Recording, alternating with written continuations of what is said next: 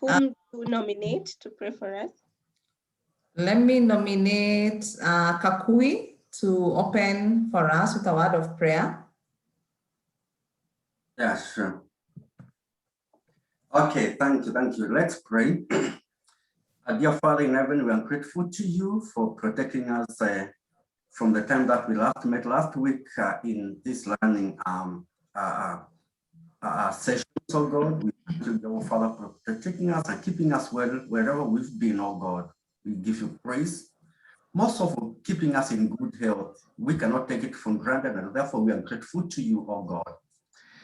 Father, we commit ourselves unto you this week, dear Father. Most of us, we start our training sessions. We pray that you're going to be with us. We pray that they're going to be impactful, they're going to be practical to us, oh God, and we're not going to be the same after all this training, oh God. We commit our trainers this day, especially to you, that you're going to give them clarity as they take us through whatever they're going to take us through, to the glory and to the honor of your name. I also pray for us participants that you're going to give us ability to grasp everything that they're teaching us.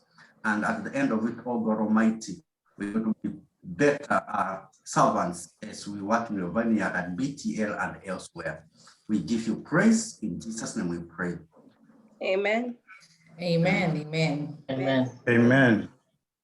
Yeah, so welcome to the training this morning as we start the week. Our fourth session. I can see people are already upbeat to share and learn. As you can hear, people are quite loaded. So I think the mood is really great this morning. So Karibu Purity.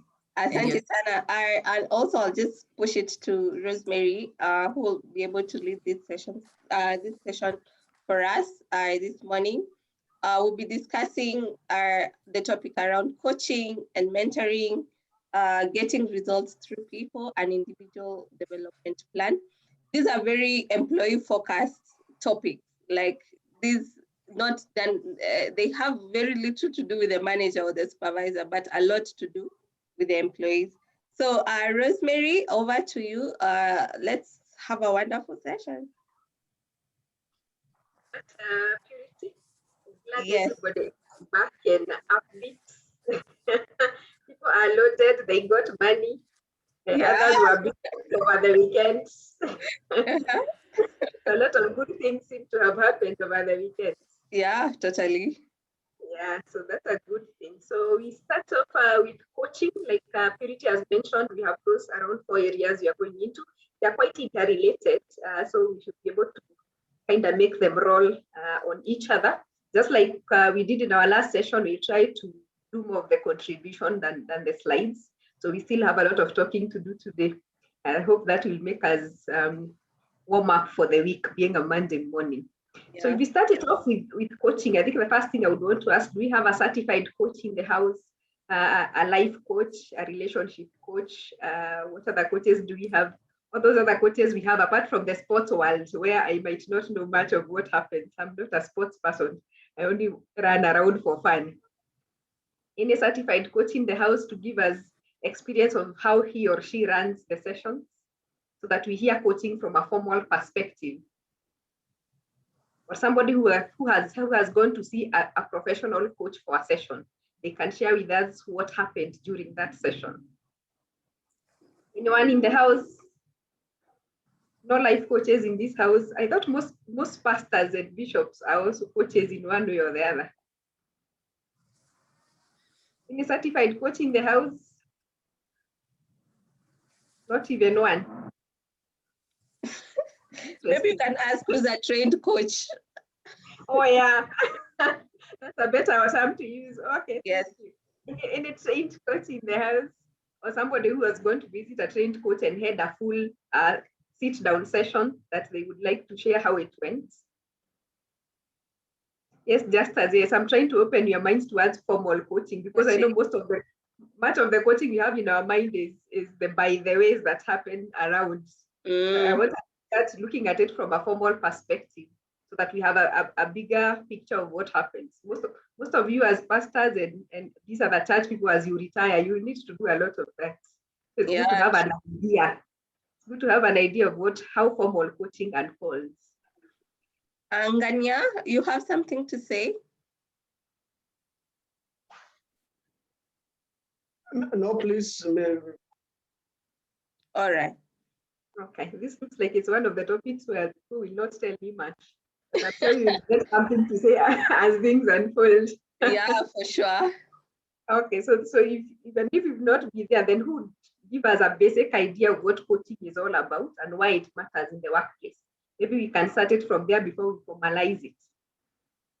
How would we define coaching as? Yes, Weche. I would define coaching as a means or a process of, if I'm the coach or if I'm being coached, a process of improving me in the here and now, not in the past.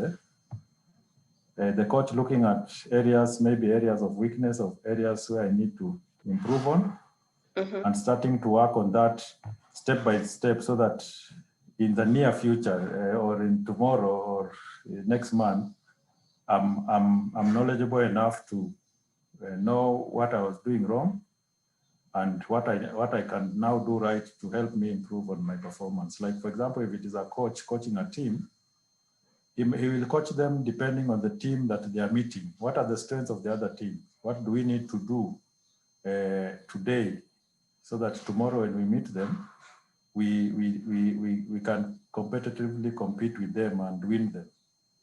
And therefore you'll find a coach coaching his team in relation to how or the strengths of the other team. Therefore, for me, that is how I look at coaching. Thank you very much. I like the fact that once you say it's a process, so it's not a one day thing. There's a process that is quite continuous. Though you might have one issue, once that issue is solved, you can start another coaching process. But in short, it's not a one day thing. It's not something you sit for 1 hour and the whole issue is sorted. So we acknowledge that it is a process. So it takes quite a bit of time, 6 months, 10 months, sometimes even up to 1 year, just dealing with the same issue. The second thing I like that you mentioned is that it deals with the here and now and not the past. That is also very important to note as far as coaching is concerned, because what deals with the past is more of therapy, what psychologists do. When you go there and you have an issue and they're trying to figure out what happened when you were a child, who beat you up, were you bullied, those past issues are dealt with by therapists.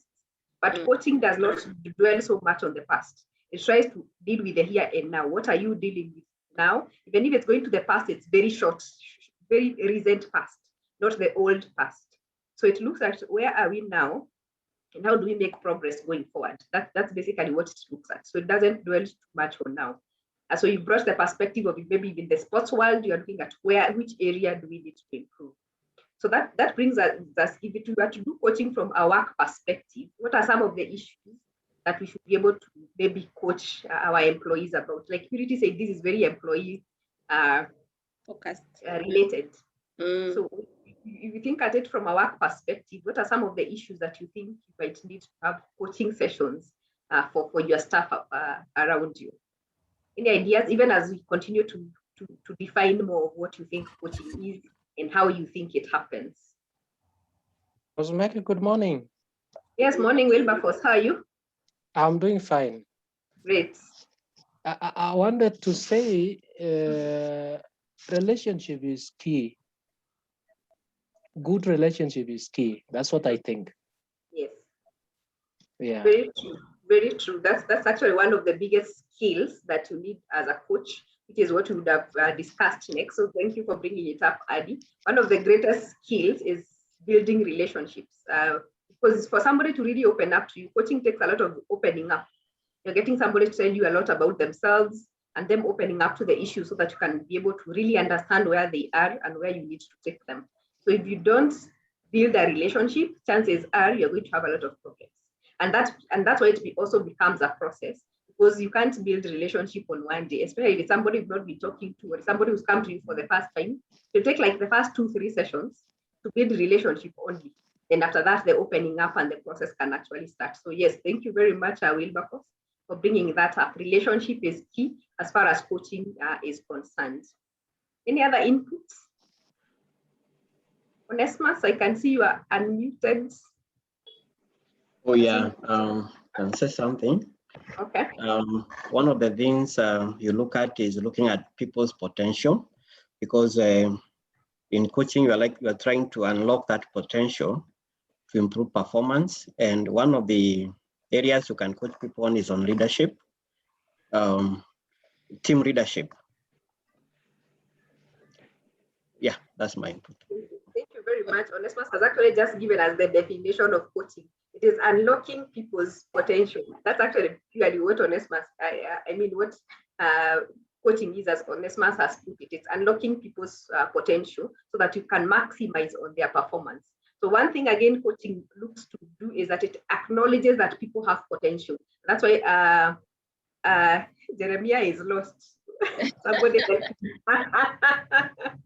let me assist with that. That is why how you get lost when you come in late and we are not using slides. You will have to figure out what you're talking about. So thank you, Onesimus, for that. So the first thing you need to know is the potential within your team, because coaching is not always about problems. Sometimes it's just looking at somebody who has more potential than they actually think they have. Sometimes people have more potential. Like you said, if somebody looks like they can actually be a good team leader and they have not totally brought it out, coaching can help them bring that out. So one of the things you have to do as a team leader for you to be able to be a good coach is to look out for the potential in the people that you have and see what are they capable of becoming. Then your coaching is going to unlock that potential. So coaching assumes that somebody is whole. Then they have all they need inside them. They just need a bit of a push, and they're actually able to do it by themselves. That's why we said it's not therapy. It looks at somebody who is totally whole, is capable of doing things. All they need is a bit of a push for you to be able to bring them out. Somebody else with an addition? Yes. Yes, Cyrus. Good morning, Rosemary. Good morning, Cyrus. How are you? Very well. Yes. One area that BTL has been doing a lot of coaching is in helping us to build, to develop very specialized skills that we need here, which we call consultants. We have to develop our own consultants who are able to then check the scriptures.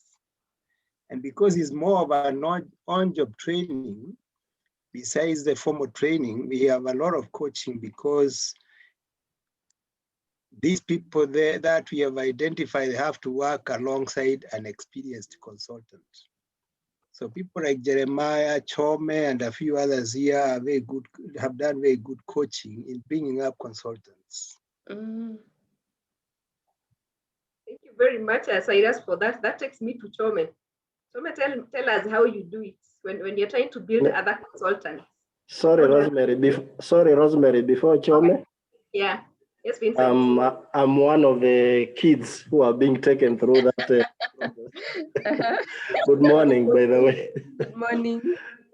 Sorry, I can't show my picture because I've logged in from a location that is not very good in the network, so I'm afraid to show my picture. I hope you. But one thing I wanted to say about coaching and the mentoring is that the coach or mentor must also be knowledgeable and have that experience to show you the way as he unlocks the potential in you. His or her experience will be very useful in guiding you along and developing the skills in you, as Cyrus was saying, that they are developing a group of consultants, and I am one of them. Thank you. Thank you so much, Vincent. So the competency becomes very important, especially in this case where you're trying to coach somebody who is also like mentoring. Actually, this is more of coaching and mentoring hand in hand, because you're bringing up somebody who's trying to catch up with the kind of skills that you already have. So it works far much better if you're being coached by somebody who is at a place where you also want to go. It becomes far much easier because you can easily borrow into their technical skills as much as they are pushing you to become a better person. Chome? The way we do it is like because like we were not trained to be mentors anyway. We were trained to be consultants, but we were mentored.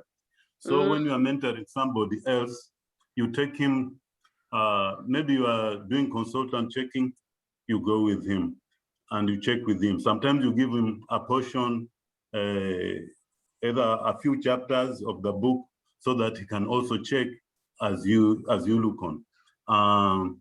And then if you don't have time, you tell him to go to another consultant, provided he gets that experience of how people do the work. I've mentored one person, but I didn't have good time with him. But again, he's a well-trained person because we were trained together. So I didn't have a hard time doing it. But that's how we do it. You go with him, you check with him, see how he checks. When he checks a book, you can also pass through it and point at a few things, and so that's how we do it. Thank you very much. So I hear a lot of mentorship, especially where you have to literally work with that person one by one. But one thing I think I appreciate from you is you bring in the issue of time. So we realize actually mentoring and coaching takes a lot of time. So, and that's why it's not easy for most managers to actually do it, because it's very time consuming. And sometimes you're also thinking you have your work to do as well. So that's why you have to be very keen on who needs to be mentored, who needs to be coached, so that you can be able to allocate your time appropriately and be able to deal with the real issues. So I think based on that, I'll do a small intro to the formal coaching now. Before we do maybe a short assessment. So I said that somebody already, Onesimus gave us a very good definition of what coaching is all about. So it's bringing out somebody's performance by unlocking their potential. So the few things we make sure to do during coaching is ensure that we have a goal for coaching. We have to be sure what is the goal here. Where am I starting this coaching session? Like Onesimus said, is it about leadership? Do I want you to become a consultant? Do you have a performance issue? And I'm thinking we need to improve this performance issue. So there has to always be a goal in terms of why are we doing this? Why am I coaching you? Like you said, it's time consuming. It takes a lot of time and energy. So you don't want to start it for the sake of it. So it's not something that we do as a by the way. It's real work. So there has to be a goal into why we are doing this coaching. So once you have a goal, for example, if the goal is that we need to improve your performance, then the next thing you ask ourselves is what options are available? What options are around you to help you improve your performance? And which areas do you need to improve on? Do you need to take up more roles? Do you need to change your role? Do you need to be more proactive? What options are around us? Then after that, you go into the reality of the issues. If you have to change your role, how realistic is that? What value is it going to add? When can we be able to change this role so that we can be able to do it? And then once we look at all that reality, we ask ourselves then, so what do we do going forward? Because every time we go into a coaching session, there has to be goals that have been set. So when Chuma says, I normally give that person like 2 or 3 chapters to look at, that is the will do. This is the work that you're going to do until we meet next. So every time you go through a coaching session, you have to agree on the things that person should do before you meet the next time, to either pick up on the same issues or to move on into something different. So in a nutshell, that's how there are different coaching models, but they will all try to achieve that thing. They'll all try to ask ourselves, what is the goal here? What options are available for you to be able to improve or to become what we are trying to make you become?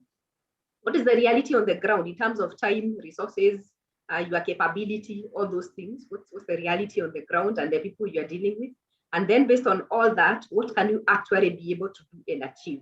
And that is what you're going to do next. And then that is what we shall be monitoring you around. So that's basically what coaching looks to do.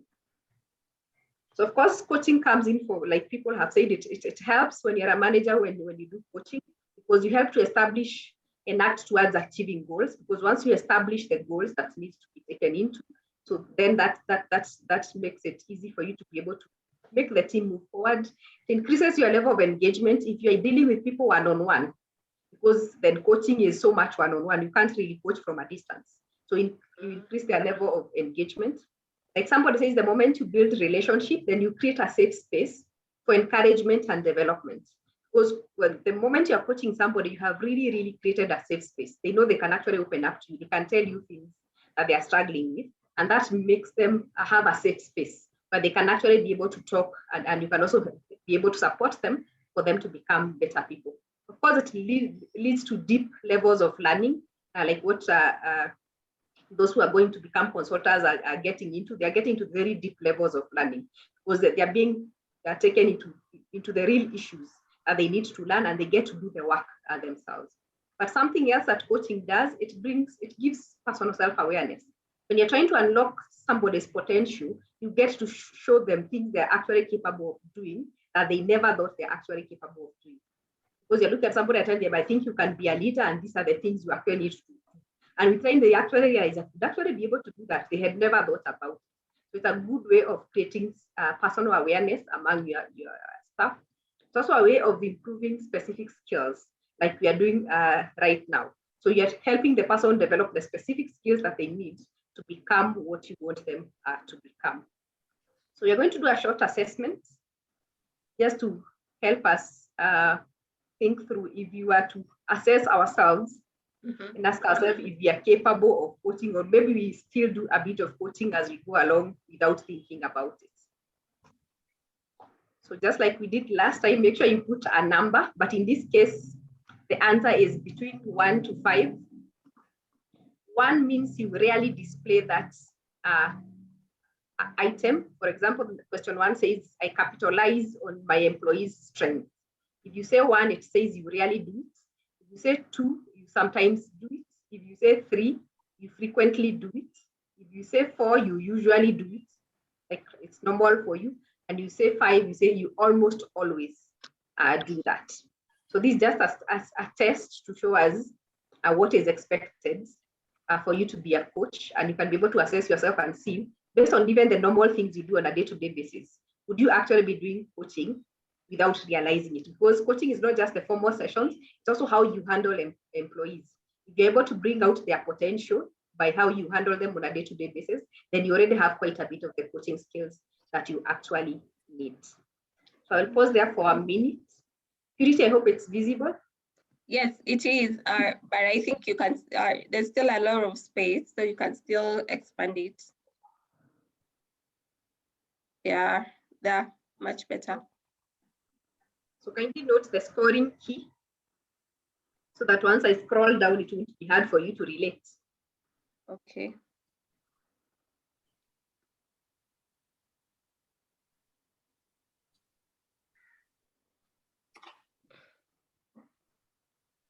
Number 7.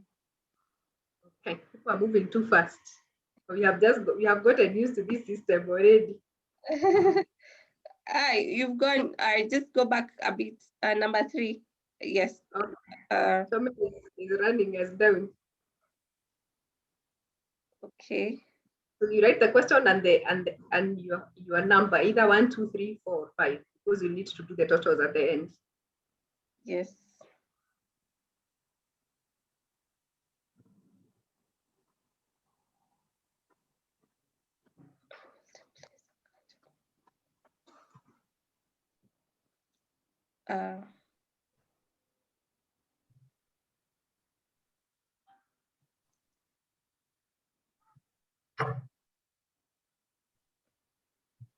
Up a bit.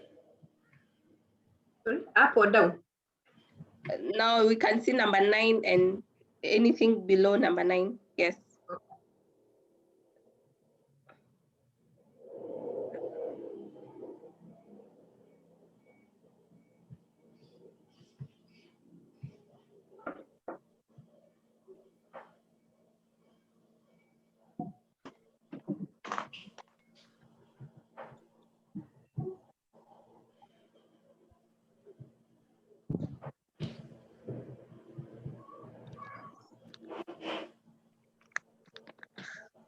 Do you have more beyond number 13, Rosemary? Up to 20, Emma? Okay, then let's continue. Kindly go back. Kindly go back. There?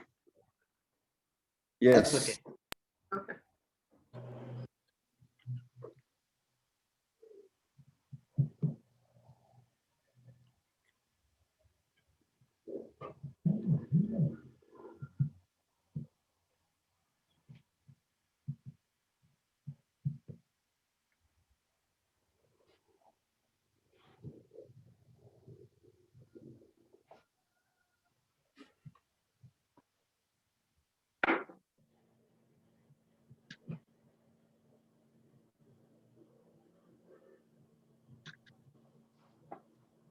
You can go down a bit.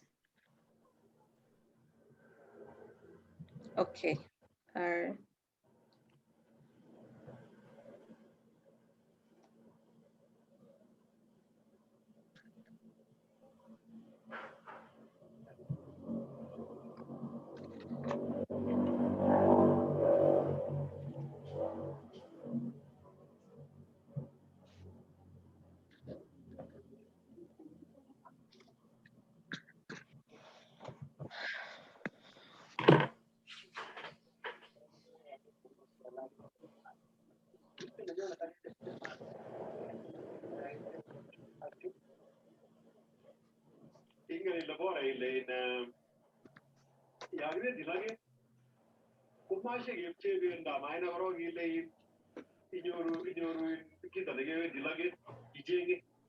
Apollo is trying to teach us their mother tongue. You know.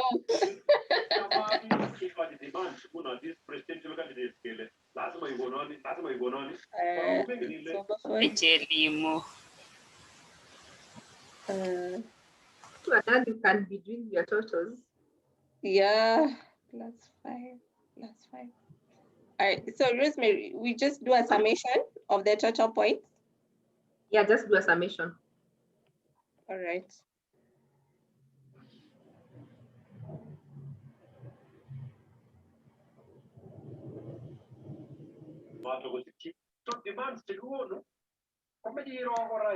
Rosemary, can you take back a little bit? That?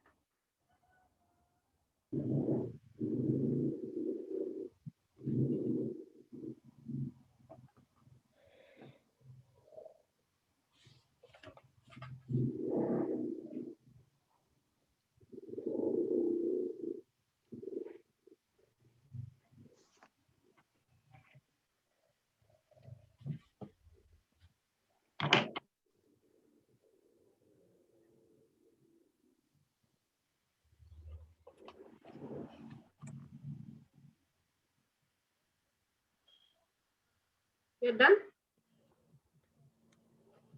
You can do your totals, then Purity will give us a poll based on the scoring. Okay, our coaching.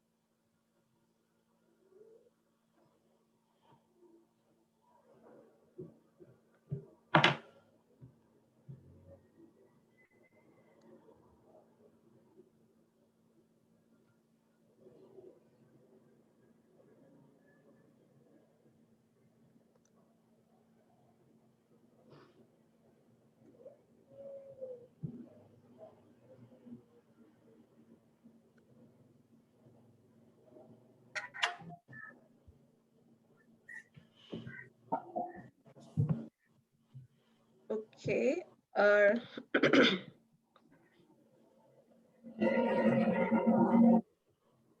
I hope all of us have done the summations.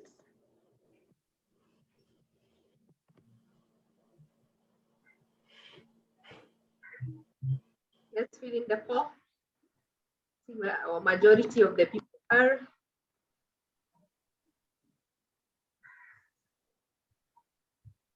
21 of us have voted. So let's have more people to give us their results.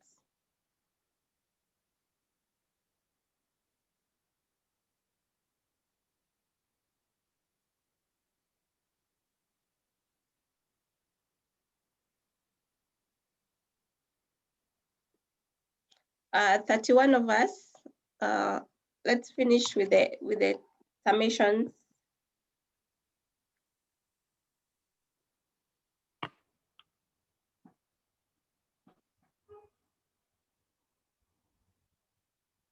All right. 36. 8 more people to go, please.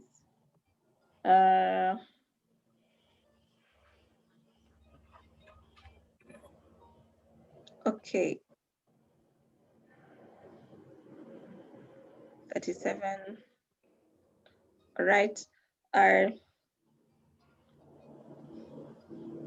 are the results. Oh, great. So you see, most of us are actually at a very high Good level question. of excellence. Yeah. Yes, about 62% of us are there, then we are doing a good job. A low number of that 8% who are at fair to good. So it's not what you're saying. You might not be doing the physical formal sessions, but you realize that on a day-to-day basis, based on how you handle the employees, if you're able to give them feedback, you can actually, we normally say you can use coaching as a model of management rather than running coaching sessions themselves. Mr. Eli, you wanted to say something? You were wondering where you were.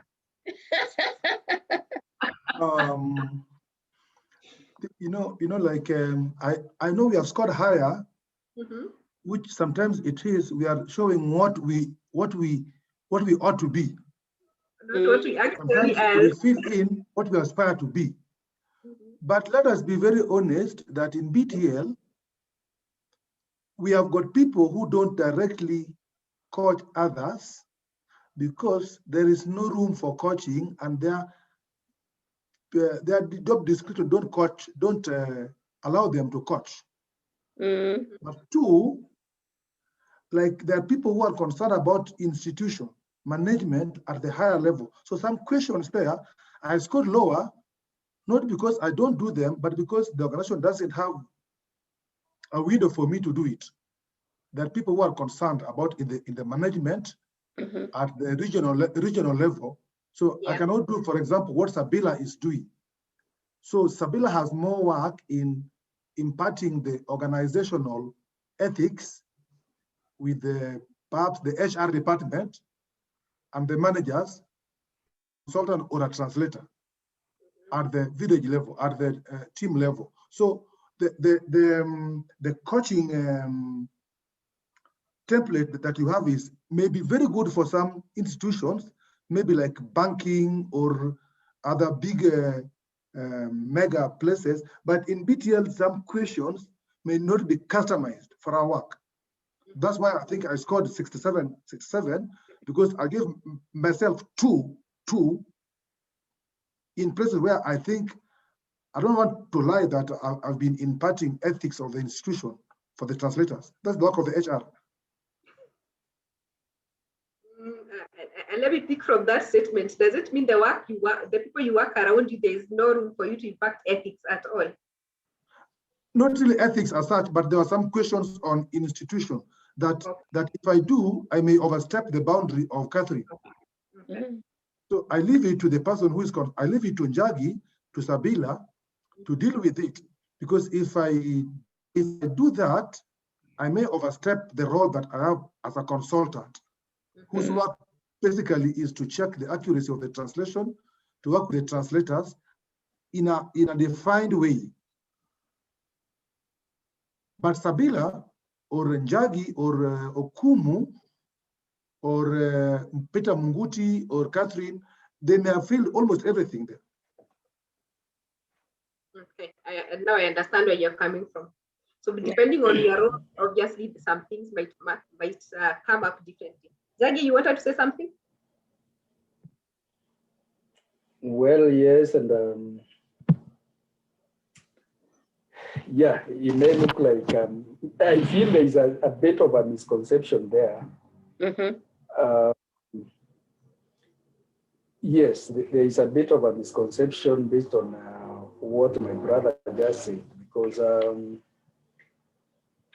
as a consultant coaches, Eligudo, Okumu, we are all in that mix.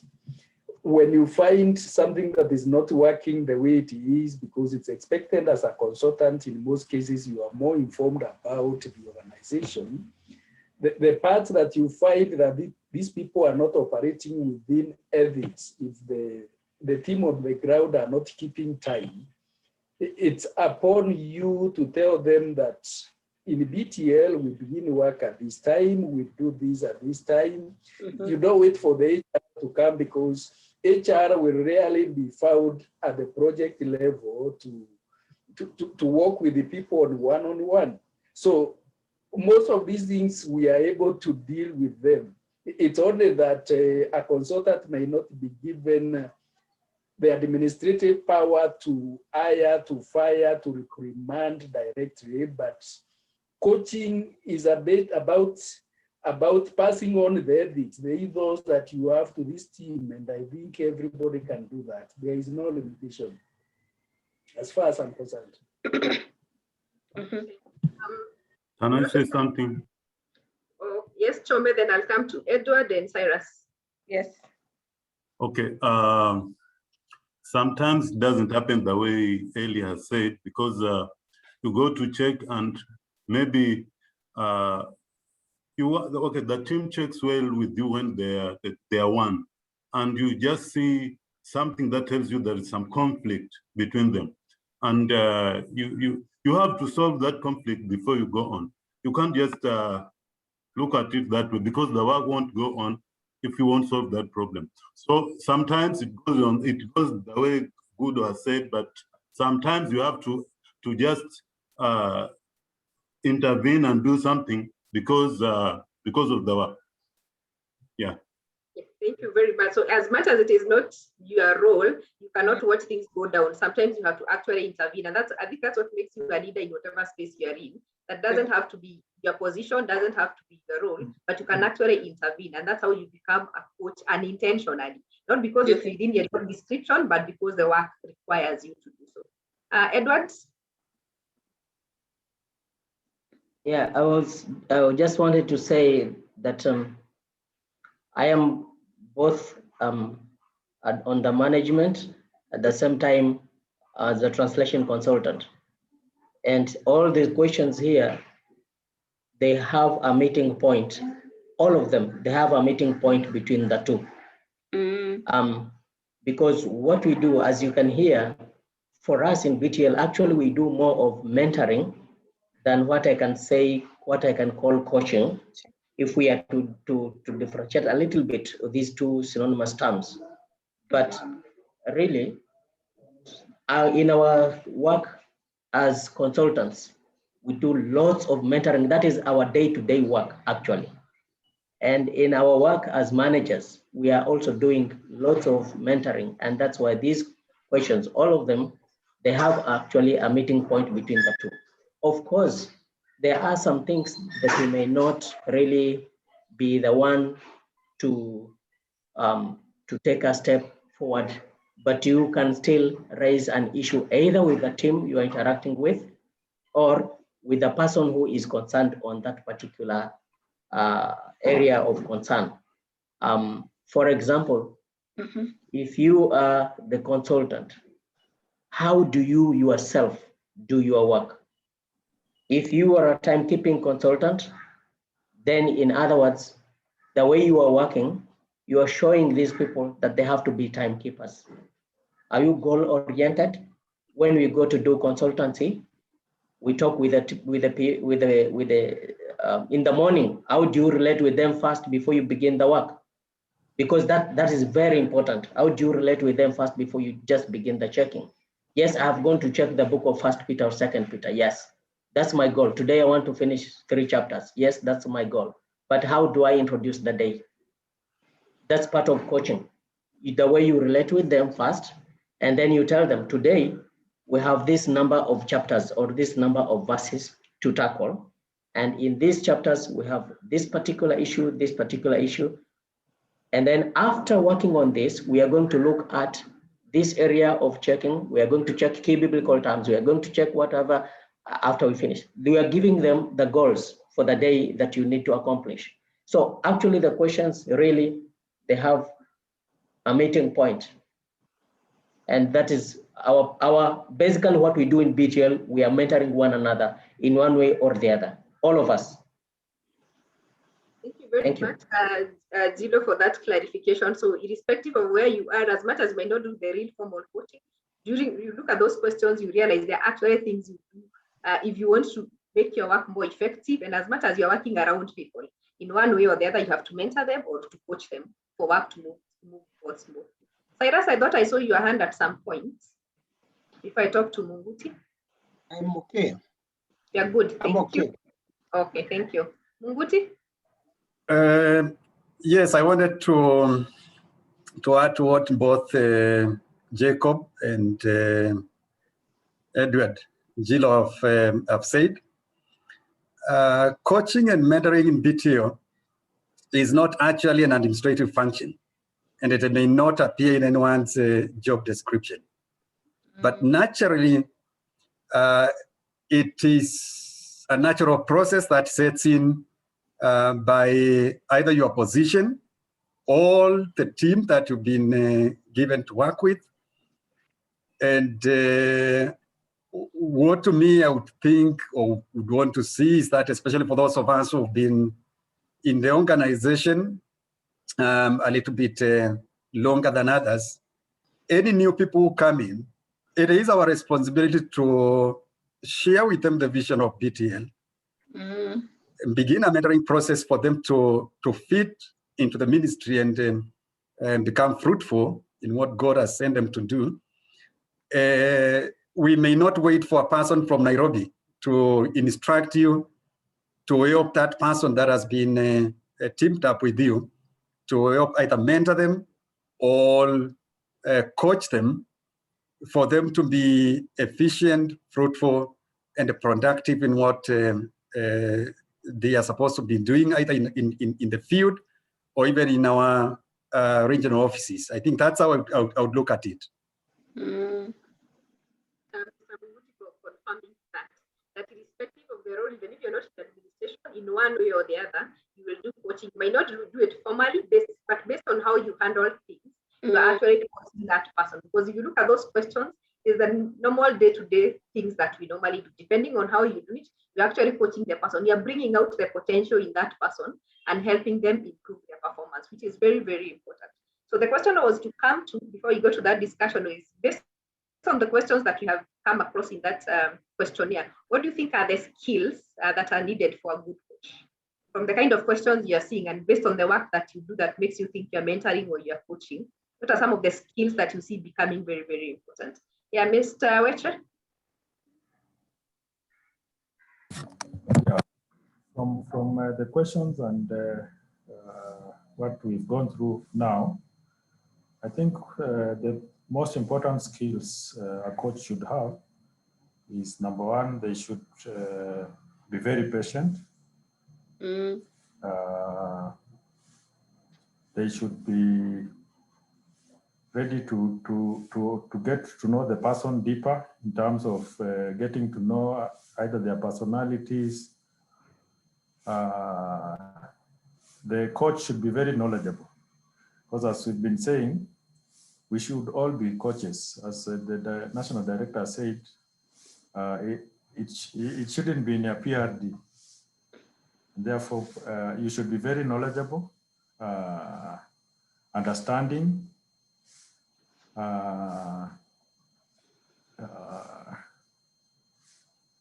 be ready to take time with the one you're coaching to make sure that they're understanding, working with them step by step,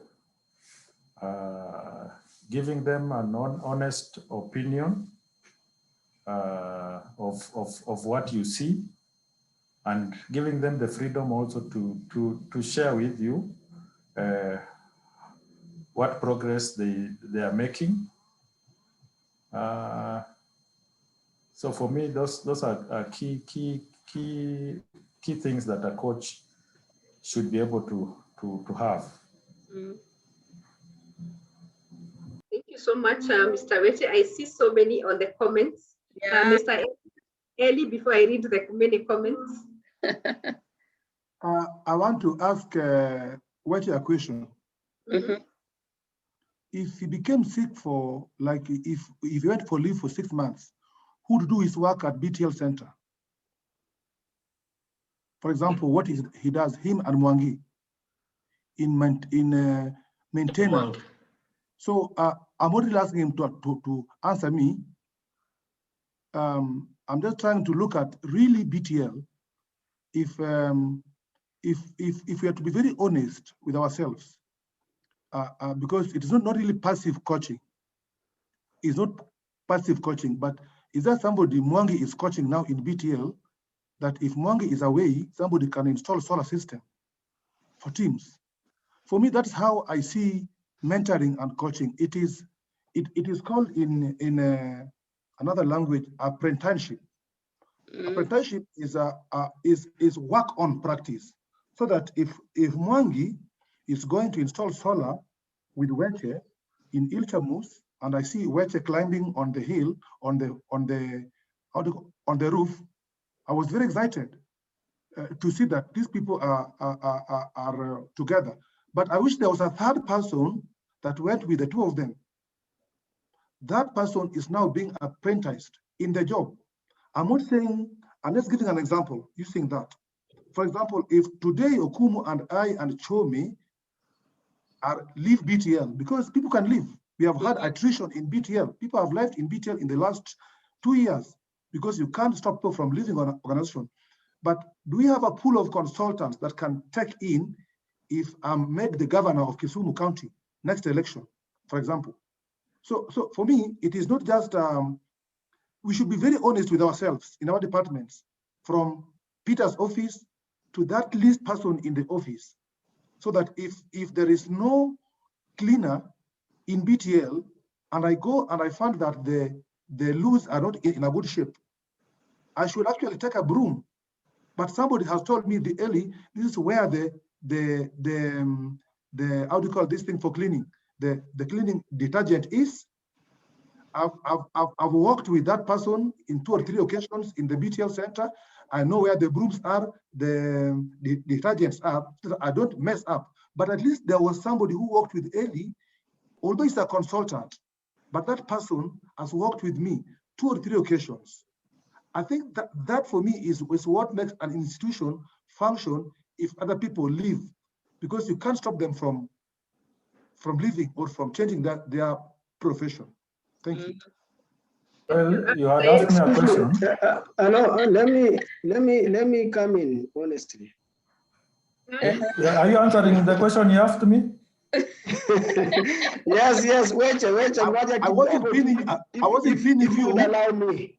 I wasn't pinning you, but I was giving you as an example of somebody who works with Mwangi in maintenance and fixing solars. But if Mwangi leaves today, BTL, whom is he mentoring? Yeah. That's where the rubber meets the road. Okay, I think you need to differentiate between coaching and mentoring. You need to differentiate between coaching and mentoring. You are confusing the terms, my learned friend.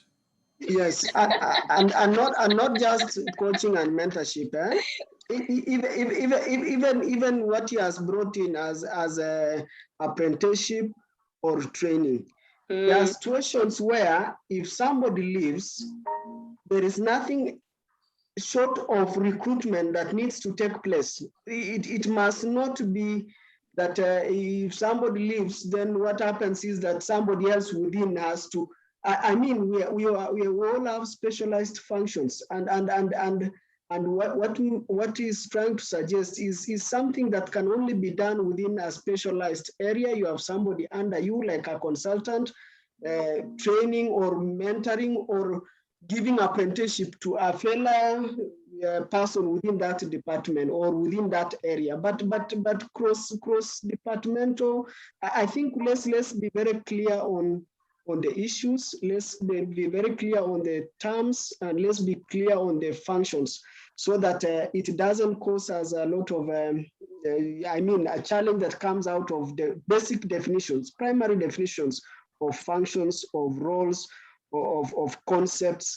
Yeah, they're special. I mean, you can't coach somebody into driving. Somebody has to go for driving. You can't keep watching you driving until he drives. So let's be very, very clear about the basic definitions. Let's be very clear about the functions.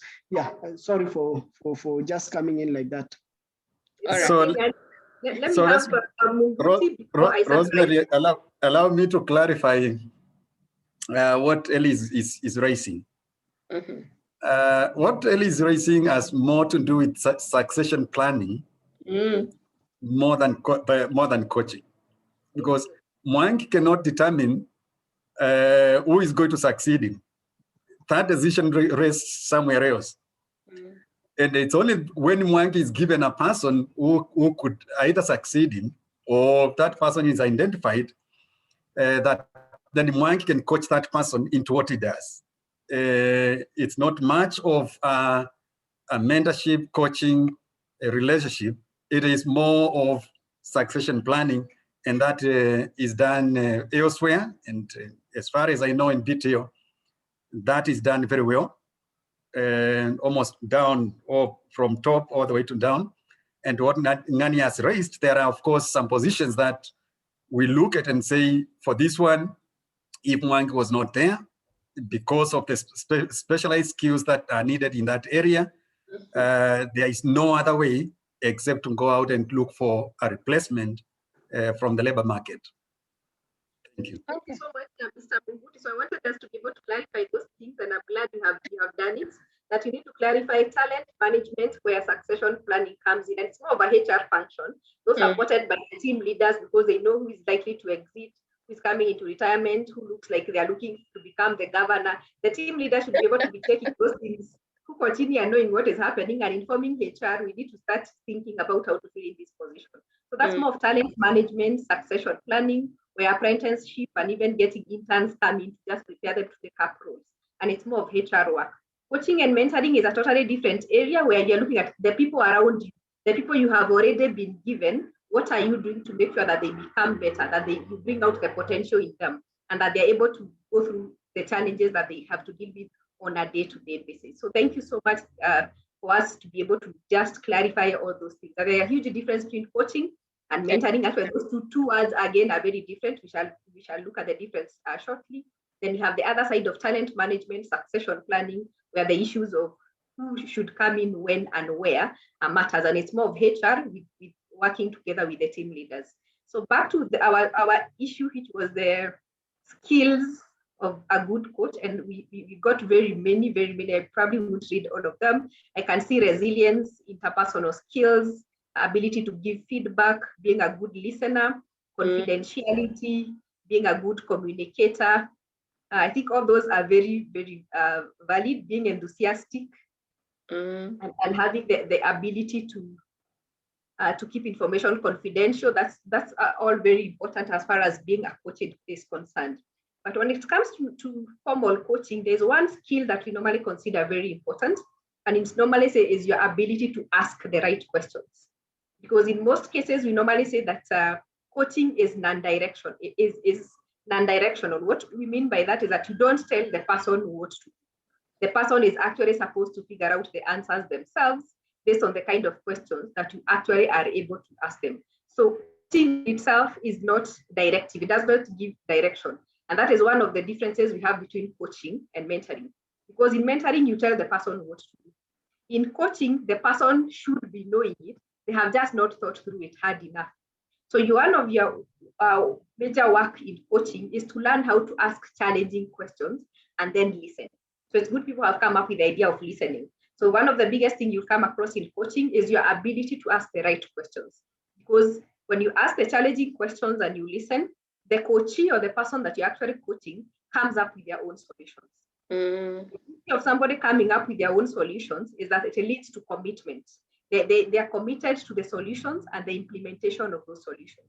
It also increases their self-confidence because they feel like, I wasn't told what to do. Actually, I'm the one who came up with that solution. It's just that I had not thought through it. So you actually don't tell the person what to do. You ask them deep questions until they learn how to come up with their own solutions. And that's why I said it's something you can learn. When an employee comes to you or a colleague comes to you with a question, instead of telling them what to do, you learn how to ask them questions until they learn how to think through their problems. And then they come up with their own solution. So you can apply coaching, not just in formal sessions, but in how you interact with people around you so that they learn how to come up with their own solutions instead of relying on you to come up with those solutions. So just help us demonstrate that. I'm going to play a short video, which then we are going to... Rosemary, just before you get there, there's a question that was sent to me, and they're asking, can a peer coach or a coach need to be in place of authority? Does a coach need to be in place of authority? Like that, does they always have to be your senior? I would assume that is the question. Ask them that question later. Have you watched the video and seen how coaching unfolds? Then you see how easily does it work. It's important for sometimes because when you have a coach you look up to, you're likely to respect them more and take their ideas far much better. But something you realize we say in coaching is that somebody does not even have to be in a technical area of work. You just need to learn how to interact with you and ask the right questions, because they're not giving you advice. They're pushing you to come up with the questions. So they might not necessarily need to come from your area of expertise, but when it's somebody you look up to, just like in mentorship, it actually might be a better relationship. All right. Okay. Oh, I thought somebody was talking. I think it was by default. It was Jeremiah though. Oh, okay. So let me play the video.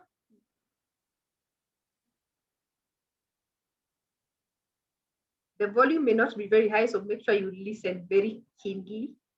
Okay. Just make sure you don't miss out much.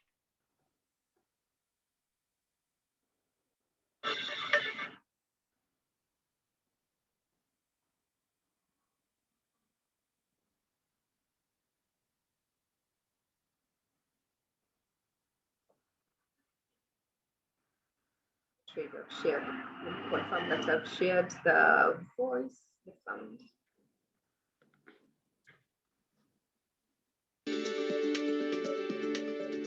Welcome to Think Learn Succeed's coaching service. If you're wondering how coaching works, this video will answer your questions. So what is coaching? Coaching is a guided conversation. It helps you sort out problems, set goals, or learn new behaviours. There are 4 main steps involved in coaching. Pinpoint the real issue. Assess where you are now. Define your desired state and work out how to get there. Let's see those steps in action now. So Amanda, how have you been going since our last session? Well, I haven't really been enjoying working with my new manager. That's Ben, isn't it? Yeah, Ben. What's happening? Well, we have meetings on a regular basis, but he doesn't actually give me any direction for what I'm supposed to be doing. I think he just expects that I can just work out what he wants. He just puts ideas out there, and I don't know what to do with them. So you're sort of feeling overwhelmed and you want him to give you a little bit more guidance. Absolutely, that's his job. So it sounds like you're not used to being managed this way. No, my last manager was amazing. So we would have regular meetings, like often on a daily basis. I could go in there with my daily work plan. We could talk through what I needed to do, all of the steps that I needed to take. She was right there at the end of her offers, but at the end of the emails. She replied to my emails almost instantaneously, and so we could just bounce ideas back and forth. So you're finding that your new manager has a really different sort of style? Well, he leaves me to my own devices. And what are you wanting from him instead? Well, I want to be able to speak to him whenever I need to speak to him. I'm often all throughout the day I've got things that I need to ask, and I just can't get a foot in the door. So what happens when you do try to go and see him? Well, he's not really keen. He said kind of there's an expectation that I should just be getting on with it. I should be able to just roll with it and give him updates rather than actually sit down and talk about what it is that I'm going to be doing. So you're really feeling like there's a gap in terms of the sort of level of guidance that he's giving to you, and what you're wanting is for him to go through things in a little bit more detail with you? Absolutely, it's all top level. You mentioned earlier that you are meeting with him, but that's not working. So just talk me through a little bit about how often you do meet and what sort of things are happening in those meetings when you do manage to pin him down. It's probably once or twice a week. We sit down, he talks to me about what are the key projects that I'm delivering on. He just seeks an update. He sort of says, are there any concerns or risks that he needs to be aware of? Really just it's more of a status update, and is there a big problem that he needs to step in. So if we were to sort of try and get into his head, what do you think he's expecting from you? Oh, that's a good question. I guess he's just expecting that I know what I'm doing, and that I'm implementing without needing to have to speak through the detail with him. Mm-hmm. Well, let's look at that. Realistically, do you know what you're doing? Yes, but I like to soundboard with people my ideas for how I'm going to approach a key deliverable or a task. Now we need to really look at what you're doing with your manager Mm-hmm. and how you think he wants you to be communicating, because I think we're starting to get a bit of an issue there, aren't we, around how that process of conversation is going in your meetings. Yes, I'm getting frustrated and it's impacting on my work day and my motivation. So let's imagine that you woke up tomorrow and that situation had changed. You'd found the magic formula that was going to make that relationship work. What do you think you'd be doing differently with your manager? Well, I think I would be easier to work with. I think I'm at the moment. I'm probably guarded. I'm not sharing information because I'm kind of holding back, I guess, in a way, because I'm not feeling supported. I think it's the magic formula version, I think, would be where he would give me some more guidance as to how he wanted me to approach a key piece of work. I get what you're saying here. I understand that he trusts me to do the delivery, but perhaps I need to be more upfront about seeking some advice on some pieces of my work. Okay, so let's imagine that you were doing that in a way that would work for him. What's he going to expect from you coming in to see him around that? I guess what he's expecting from me is someone that really owns their responsibilities and recognises that he is time poor. So ideally, what do you think he would see as being the ideal time frame for one of these meetings? Oh my goodness. Well, I know he's got several teams or several people that report into him, so he wouldn't be able to spend that as much time, I guess, as I want with every single one of his direct reports. So I guess he probably only needs to see me, everything going well, once a week even, for half an hour for that update. So how are we going to organise that? How are you going to get all of this done once a week in a half-hour format? Oh gosh, so I think I need to be on top of perhaps I probably need to prioritise what I'm going to ask him, what I need his input on, instead of going there with everything. So how many points do you think you should have ideally in one meeting? Oh gosh. 5, probably 3. Okay. So if we said the top 3 priorities that you would typically need to get through, what would they be? I would probably say, this is where we're up to, this is an issue, and this is where I just need to get some input from you or feedback on how to move something forward. Let's imagine how he would respond to that. I think he would love that. I think he gets frustrated with me that I'm actually always trying to get that information from him. And I think that would be a real shift in our relationship so I think that would be hugely beneficial, and he would see that the meetings would probably be more productive. On a scale of 1 to 10, how effective do you think this solution is going to be, with 1 being not effective at all and 10 being fabulous? Oh gosh, I think this has a potential to be a 10, considering right now I've been sitting at a 1 before I came to see you. So I think this is, you've definitely given me some clarity about what my needs and wants are and how I could best sort of get those. So I feel good about this because I hadn't thought about it from Ben's perspective before. And I hadn't actually even really thought about, definitely hadn't thought about speaking to Jane as a mentor. And I think she'd be a fabulous mentor. It sounds as though now you're realising that maybe Ben's giving you an opportunity to work at that much more strategic level. And I'm really pleased to hear that you're starting to think in terms of it being possible for you. So I think we've got our next session lined up in about 3 weeks' time. Fantastic. Thank you, Eleanor. Thank you, Amanda. So, are you keen to get started on your coaching program? Download your starter kit from our... Okay, so for those who are keen enough, give us your observations. What are the things you observe from that session as far as coaching is concerned, and how a formal session unfolds? Any observations?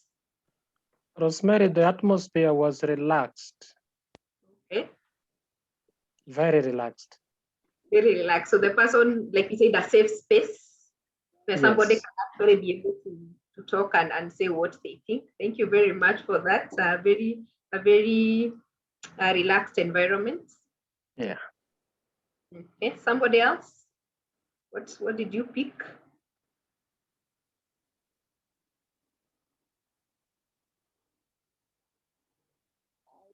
I want to hear you. Coaching is very important.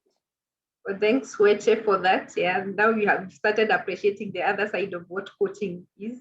That has combined quite a bit of career and life coaching at the same time. Tobias says the coach allowed the coachee to speak. Yes, that's the other big thing that happens in coaching. It's actually the coachee who is supposed to do more of talking than the coach. The coach just asks questions, and then the coachee gets to do all the other talking. I saw something. Jacob says the coach doesn't ask uncomfortable questions, or very, very true. So you realize she's very keen in the kind of questions that she's asking. And the questions are also directed towards getting specific answers. So she's not going like, maybe you are the one who is lazy, or your boss is very tough. So she's very keen on the kind of questions she's asking, so that they don't get uncomfortable or they don't seem to take sides. So the kind of questions she's asking are also very, very deliberate questions. Grace says the coach probed the coachee as opposed to prescribing. Exactly, Grace, thank you very much for that. That's probably the greatest observations that you're going to pick from there. That the coach is actually just probing the person, not telling the person what to do. If it was a mentorship session, the mentor should have just told the mentee what to do.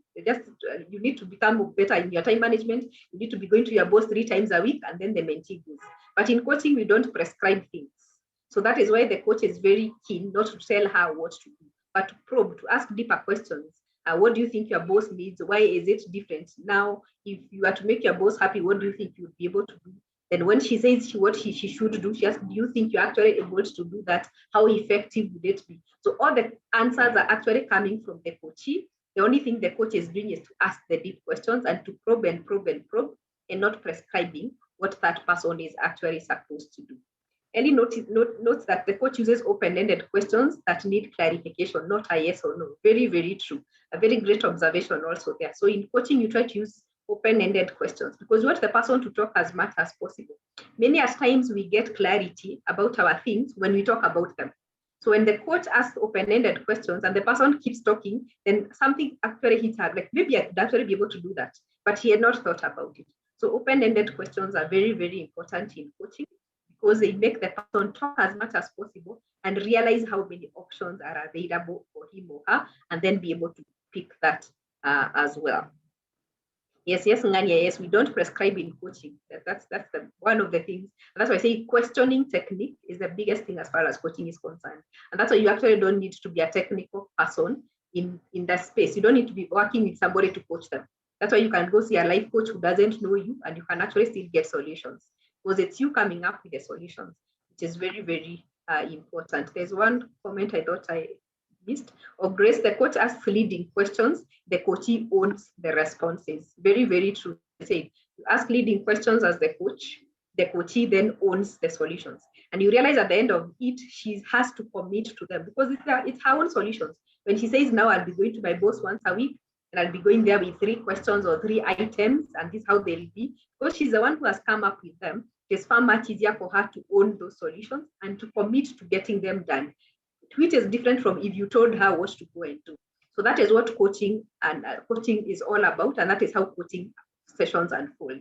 But like I said, for formal sessions will take quite a bit of time. So you might only do formal sessions for people who specifically have issues, like her had a specific issue with the boss.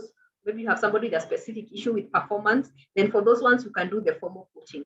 For the others, what you do is use a coaching technique in how you interact with them, so that when they ask you questions, instead of answering them directly, you ask them a question so that they think through the answers. So you can actually use coaching technique in your normal conversations with your employees or the people around you, so that they learn how to write things on their own without depending on your own answers, which is very, very important. I think that has kind of quite clarified. Okum says the coach leads the coachee to bring out things beyond skills, but also issues of attitude and personality. Very, very important, because sometimes it's not just the skill.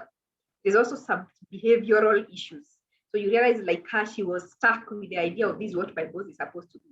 She had not thought maybe it's her attitude or it's her approach, it's her behavioral issues that are bringing in a lot. So as a coach, you also help the person think through other issues of attitude, personality, other behavioral perspectives that could actually be crowding the issue, not by telling them, but by asking them questions until they realize maybe I'm the one who has an issue. They're not actually, the issue is not my boss. So that is how coaching literally unfolds, which is a very, very good thing.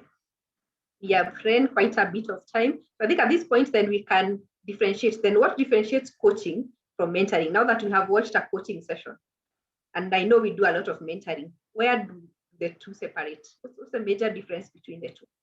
What's the difference between coaching and mentoring? You have to try compare what we do and now what we have observed as a session. There's a hand somewhere. Godfrey is unmuted, so I'm thinking he has something to say.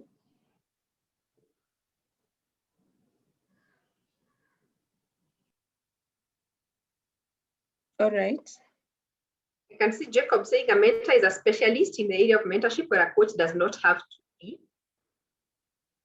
Yeah, to some extent, that's very true, because you look for somebody as a mentor who has achieved what you want to achieve, so that you go to them with the specific questions and they answer you those specific questions directly. That's very true, Jacob. Any other difference between the two? Any other differences between coaching and mentoring?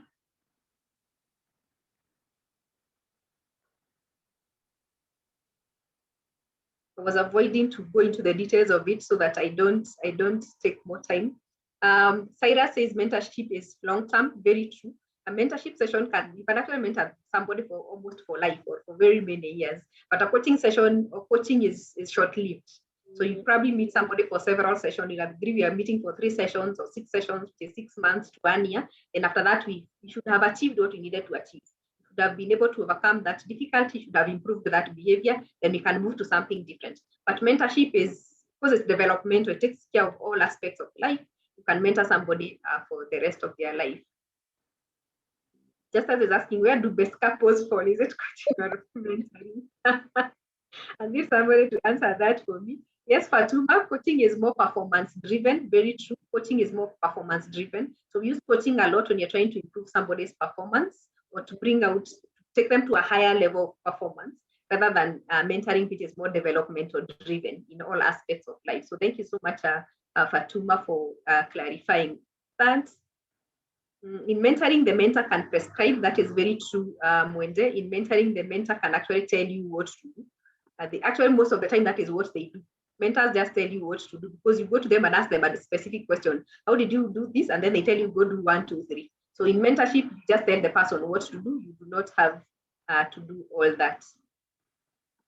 So I needed somebody to answer where best couples fall. Somebody wants, I'm sure most of us here are best couples to some people somewhere. Not all of us.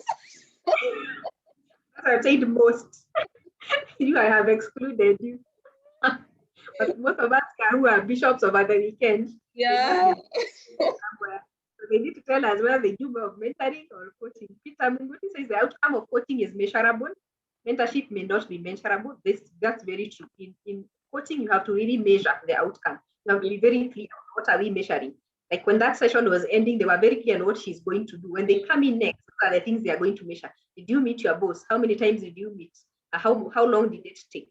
Or did you discuss the things you were to discuss? So it's very, very measurable, which is different from mentoring.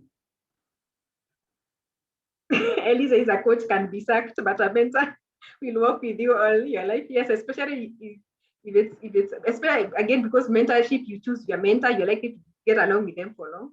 For coaching, especially because maybe somebody you have hired or somebody who have been prescribed to you, and chances are you are going to have you can drop them if you feel like the relationship is actually not working. Coaching is discipline oriented, also very true that you said it looks at behavior, so it's very discipline oriented.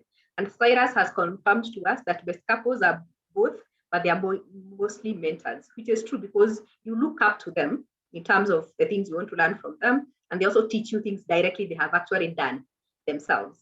That's like Abraham has said, they are more of role models to you. So they are more of mentors, but once in a while, they can try to push in some coaching. So I want us to close the coaching and mentoring at that point. I think we have done a lot of contribution. Coaching develops existing skills, mentorship shares experience. That's also very, very true. Ruben, thank you for that. So we can keep contributing, but I think we need to move on to the next thing because time has moved. But I realized we needed to take a bit of time there, realizing that most of us did not have the actual form of coaching experience. So I think now we are clearer on how coaching works and how mentorship works and what differentiates the two. But somebody says we have not answered Mugambi. What was Mugambi's question? Let me see. Mugambi. I can't hear you. Answered. Cyrus answered. Yes, I thought you answered. Yes, I can answer. We said there are more mentors. There are more mentorship. There are more of mentors. Cyrus answered and also Biketi. Yes. If you follow the comments, you're going to see a lot of. And Jeremiah has added. I know we have a lot of them here, so they have all the answers that we need. Yes. So our next session was looking at how to get things done through people. It is basically what leadership is. When we say, I remember the second class when Purity asks what is leadership, somebody says leadership is influence. And influence is actually getting things done through people. It's as simple as that. So just to make sure we don't take a lot of time on that, I'm going to play a short video, then you're going to go into group work and then discuss what we think we get from that video and how it can apply in the work that we do to make sure that we can get people to do the work willingly without us having to always push them. Because that is what leadership is all about. It's getting work done through others, not you doing all the work, it's getting work done through others. That's what leadership is. So I'll play a short video, then after that, we are going to have some group work to discuss how we can apply that in the work that we actually do to make sure that we get things done through others.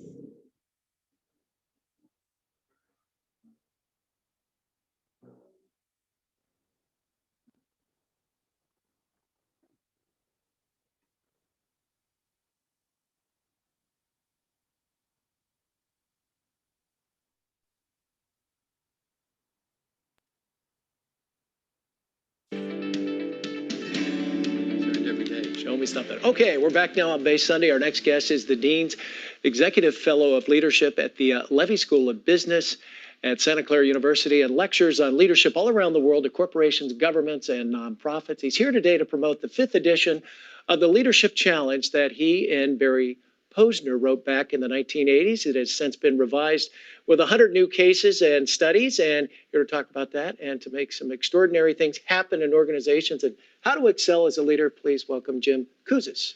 Jim, thank you. How are you? It's a pleasure. I'm well, and you? Welcome aboard. Well, first and foremost, what makes a good leader? Well, the first thing that we found, and we started this research 30 years ago, and it's the same today as it was 30 years ago, is personal credibility. If people don't believe in the messenger, they won't believe the message. That's the bottom line. That's the bottom line. They have to, or you as a leader, I as a leader, have to earn respect, trust every day, day in, day out by our actions. Now, you wrote the book in the 1980s, but I know case studies have changed, but really the values and the framework under leadership, they just don't change over time, do they? Absolutely. When we asked people 30 years ago, we asked them just last week, tell us about a time when you do your personal best as a leader.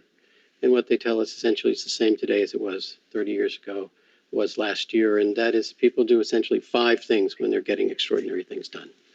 They model the way. They set a good example based on a clear set of values. They inspire a shared vision. They envision the future, think long term, and then they enlist other people in that so that they feel like they're part of some meaningful cause. They challenge the process. You know, we have to get extraordinary things done. We have to innovate, search for opportunities. Go we down have to, some different roads. Yeah, absolutely, and seek innovative ways, experiment, take risks, learn from mistakes. We have to build teams. We enable others to act, trust, teamwork. And lastly, because it's hard to do extraordinary things on a regular basis, you have to encourage the heart. You have to make sure people feel recognized and that we celebrate, just as we did at the recent Olympics, right? We celebrate at the end those achievements, those gold medals and silver medals. Now, this isn't a God-given thing, is it? You're not, you hear that, oh, he's a born leader. He's a natural born leader. But that's not the case, is it? Well, I have to tell you, I've never met a leader who was not born. Well, that's a good start. That is a good start. Touche. We're all born. It's what we do with what we have before we die. There's absolutely no evidence, Frank, that leadership is a gene or that it's a few charismatic men and women that are born with this gift. It's a labor of love. You have to really want to do it. You have to desire. But if you have the desire, we can help you become a better leader. Now, do you find people separate themselves as adolescents, as teenagers, when they get into the workforce and college? When does someone start becoming a leader? It can start at any age. Let me tell you a story. Got an email from a woman, we'll call her DR, and DR wrote and said that she was studying leadership and that she was only a mother, grandmother, and coal miner's daughter. She was a middle-aged woman who was never studied, didn't think of herself as a leader. And then she was studying it, read our book and other books on the topic, and she said, you know, maybe somebody like myself can become a leader. You can become one at any age if you have, like she did, the desire and the belief in yourself. And we have stories of 8-year-old Girl Scouts who have started Kids for a Clean Environment because they wanted to contribute to a healthier environment. And 20 years later, they receive an award as the Woman of Distinction for what they started when they were 8 years old. Do you have to be a leader to be successful, though? Well, we perceive leadership as a set of life skills. It's not just a skill of somebody who's at an executive level in a business or a CEO or a president of a country. It's a life skill. As a parent, you're a leader. As a coach, you're a leader. Right. As a teacher, you're a leader. As someone in school who might be on a team, a captain of a team, you're a leader.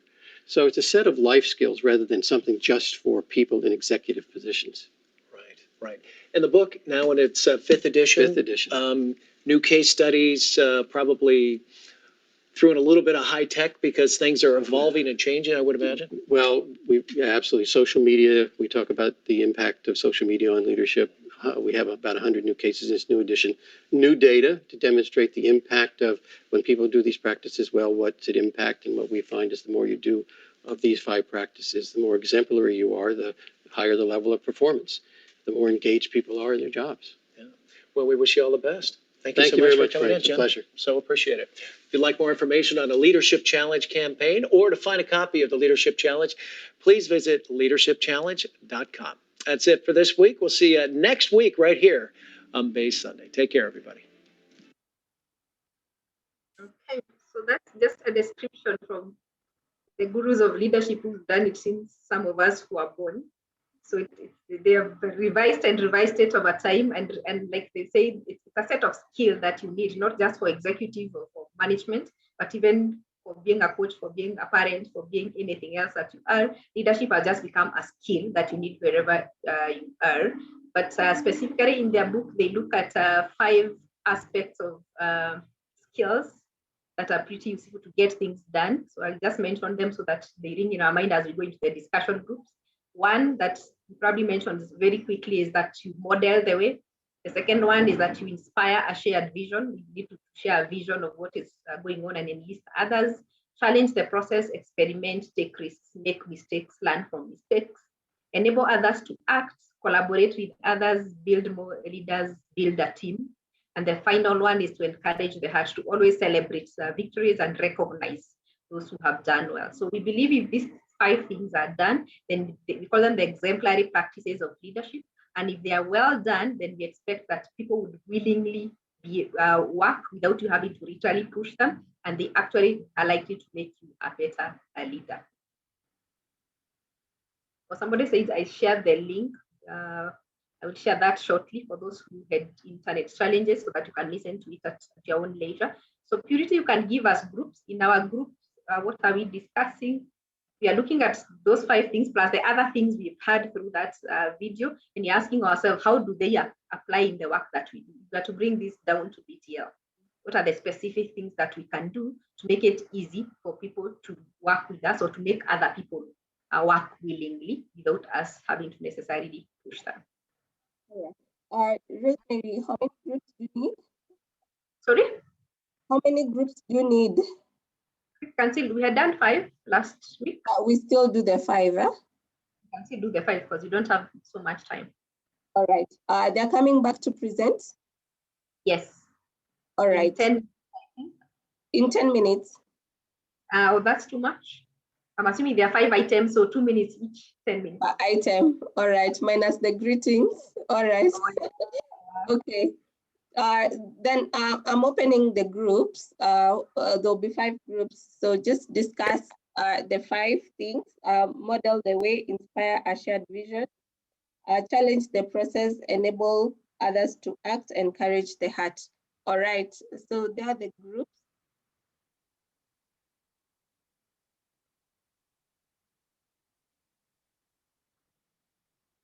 All right. Please join the groups, discuss how all this applies to your work, and then give us a presentation thereafter.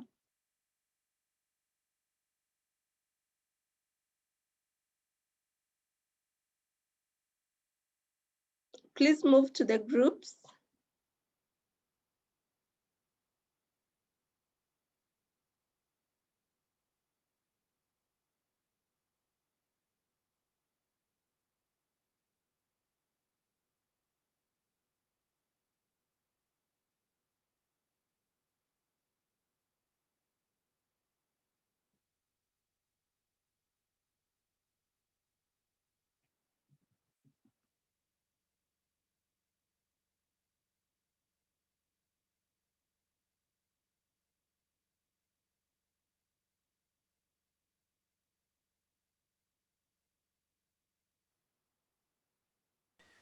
Okay.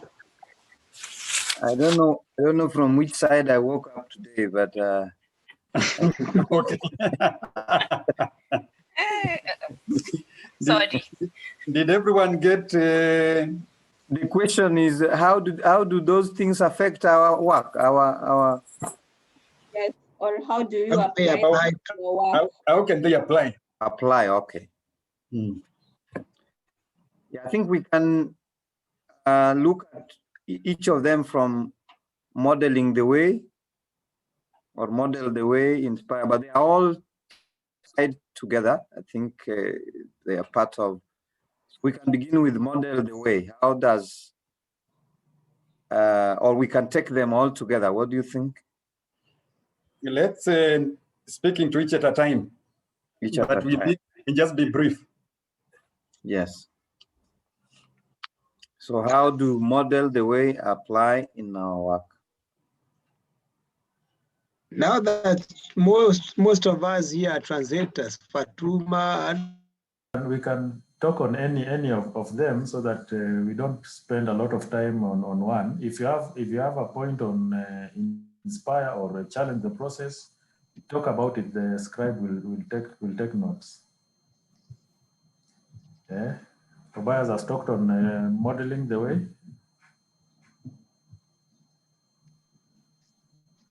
Challenging the process, maybe I can say that. I think again, because of our the way we are Christians, we are afraid of challenging the way, and therefore that is a weakness and an area that we really need to improve. And when something is challenged, we feel that like the person challenging is. How do you do it in Maple?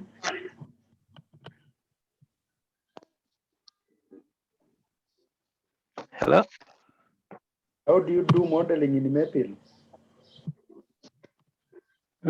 I think in modeling the way in our department is that usually orient those who come in, and then we take them through like the mentoring sessions so that they can be conversant on what they are supposed to do.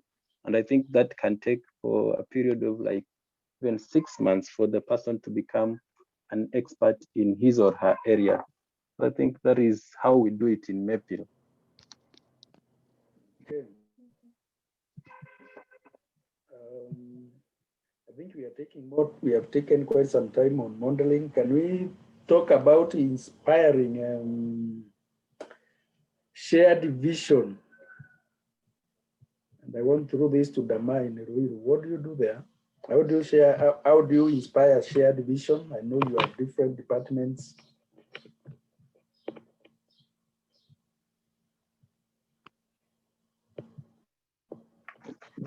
Hi. Hi. I think here we just keep reminding people anytime we feel that is not being followed or achieved, then we direct.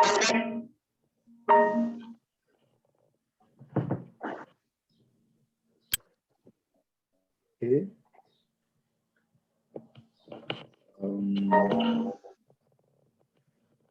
Okay. Ngania, how do you find it happening?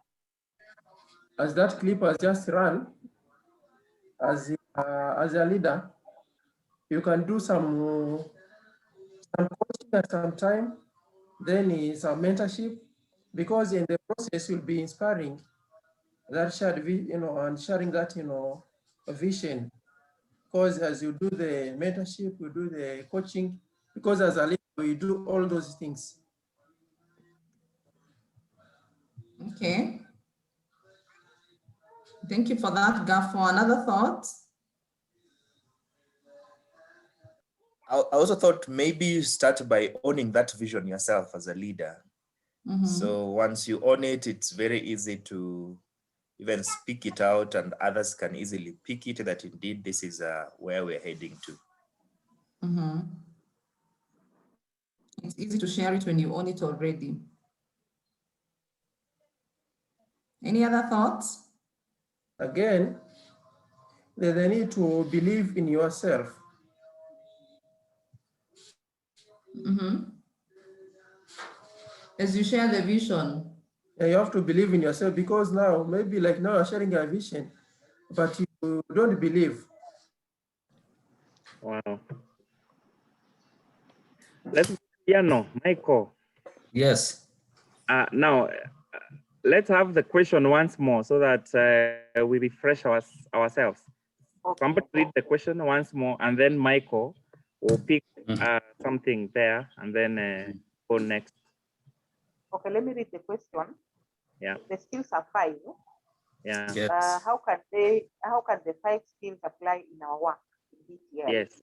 So which are the skills? Okay, model the way we are called. I hope, Janet, you're taking note. Yes, I am. And I think just to add on that, on the aspect of enabling, it shows the teamwork that we have. And that one brings the cohesion that you see in our projects as things work on. So the enabling of others to act there is as a result of the teamwork that we see in the organization.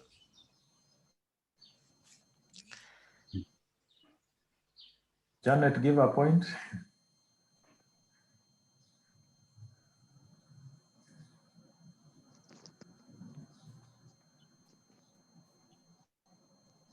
On encourage the heart. It's about celebrating success. And I felt also we also see this when we are doing Bible dedications. To do what we normally do, but we do it even in a better way and even cheaper. I think that is the kind of how challenging the process that I have understood. And BTL, to me, I think we are there. We move with the time. We are moving with the time. We look at things as they are, and then how do we do things? How do we continue working in this area and time of changing things? So I think we are there.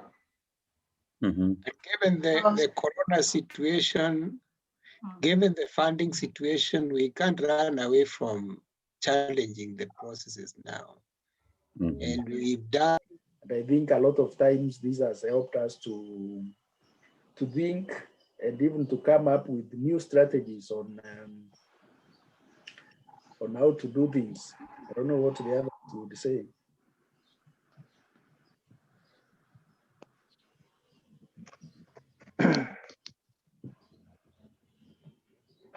We may be having less than 1 minute. Yes, Can challenging the process, can challenging the process is doing maybe something in a different way, but to achieve similar results. Yes. Elaborate. Good. Okay, the last one, encourage the heart. How do we apply that in our day-to-day work?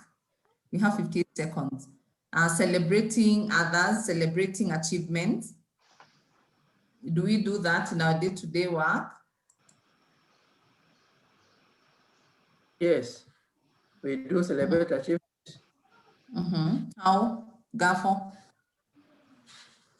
We normally, like appreciate, the work that we have done successfully. Like having a cup of tea together, praying together. And acknowledging people that they've done well, where they've done well, giving credit where it's due. Yes. You motivate them. Yeah.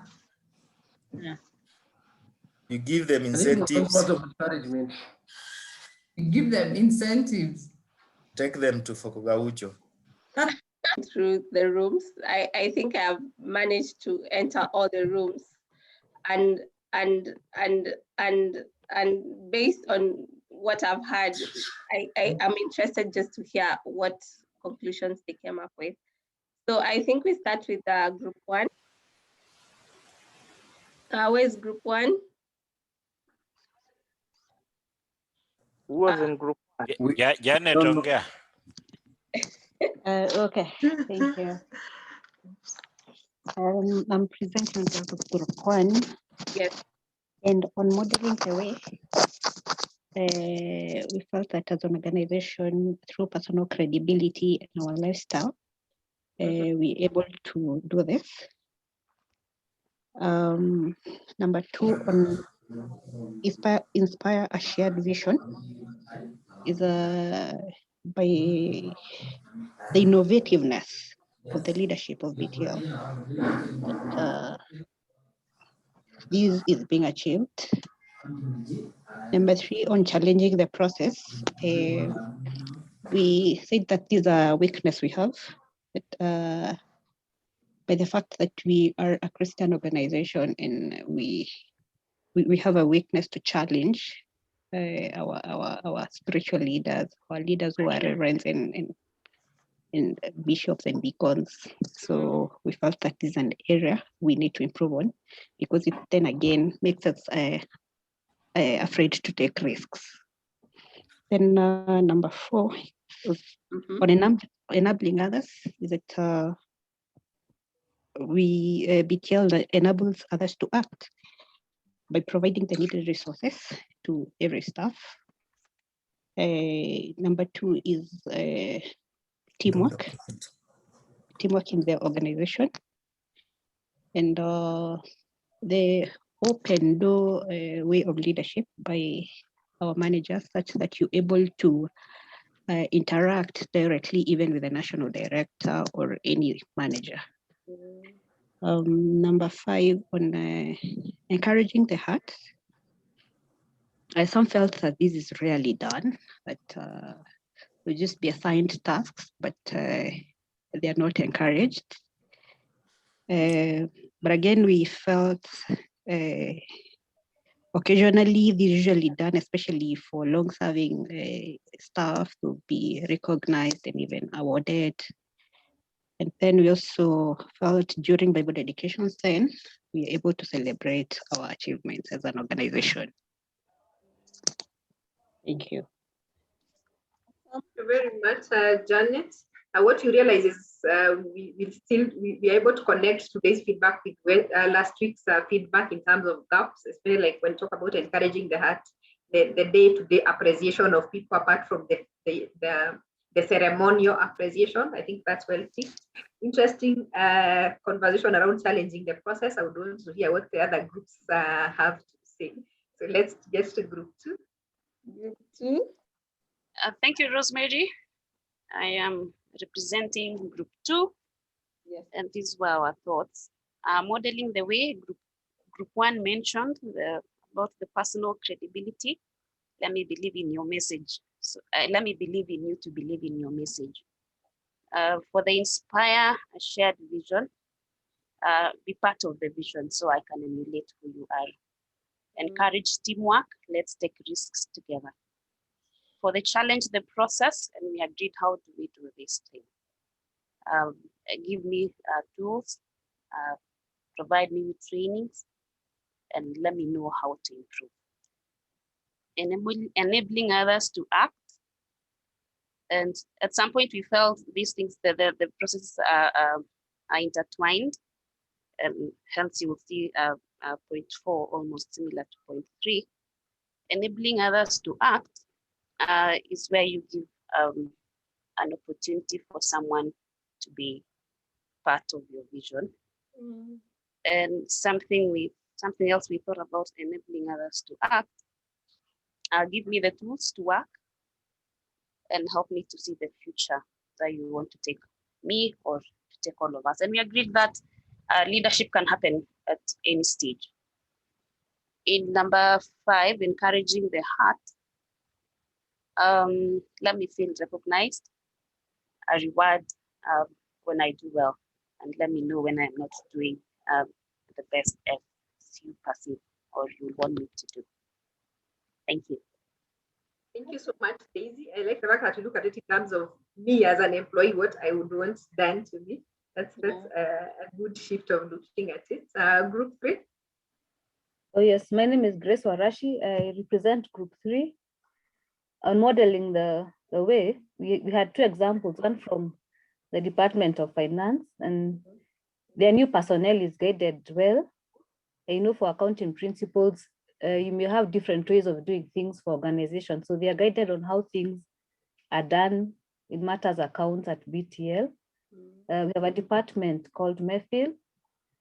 There's orientation that goes on. It's another literacy program, and there's mentoring even for almost 6 months, just to ensure that the new personnel are well guided and they're modeled the way things are done. In inspiring the shared vision, this is practically saying why we do things differently, why we do the things that we do at BTL. And one example that came up was the way we have our vision printed in almost everything, even if it's our notebooks, our banners, when we do t-shirts, when we do the run. And so the vision is all over. And so that way, we're able to inspire the vision to our personnel. It's not done under duress, but it's out of free will that now the personnel can be passion driven and they run it. And we put our celebrating the milestones in the same category of inspiring the vision. And the long-term personnel can attest to that. In challenging the process, we had an example of at the planning level, our national director keeps asking, what's a new thing at BTL? Someone broke it down to how things can be done differently, but to achieve the same results. And we give an example of to achieve better results. We have cases of some projects that have come up with an app that makes work easier. On the overall, we have a software for translation that makes work that was done in 60 years now can be achieved even in 10 to 15 years. In giving in enabling others to act, because time was running, we highlighted giving others a chance, as in everyone a chance, and on encouraging the heart, we picked motivation. Thank you. Thank you very much, Grace. I like your examples around challenging the process. They're very, very practical. Coming up with an app, or when you're doing your strategy or planning, when you ask, what's the new thing? What are we going to do differently? Actually, that is what challenging the process is all about. Because sometimes we think at the high level, in terms of what the senior management or board is supposed to do. But we are looking at you as a leader where you are. What can you do differently? And we say we only celebrate leaders who made a change, who found things that had been done the same way for 20 years, and they tweaked something small and it brought a whole difference. Like an app that could bring down work that could be done over decades to be done in 1 decade. That's a whole difference. That's a whole game changer. And that is what challenging the process is all about. It's just asking yourself what can be done differently. And then we take the risks and learn through that process and improve. So that was a very good example of challenging the process. Group 4.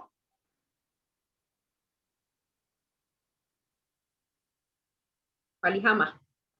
Group 4, we had Eli, Gaffos, Felix. Yes, Mercy.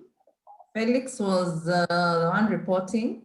Okay, Felix Ocheng. Thank you. On modeling the way we discussed, monkey see, monkey do, and how does this happen? One, we need to manage, you need to manage yourself by being a good example, whether it's in time or just doing work effectively, efficiently, and also in good time. And this would play out as to be a good role model to the people you supervise or mentor or coach. Inspire a shared vision.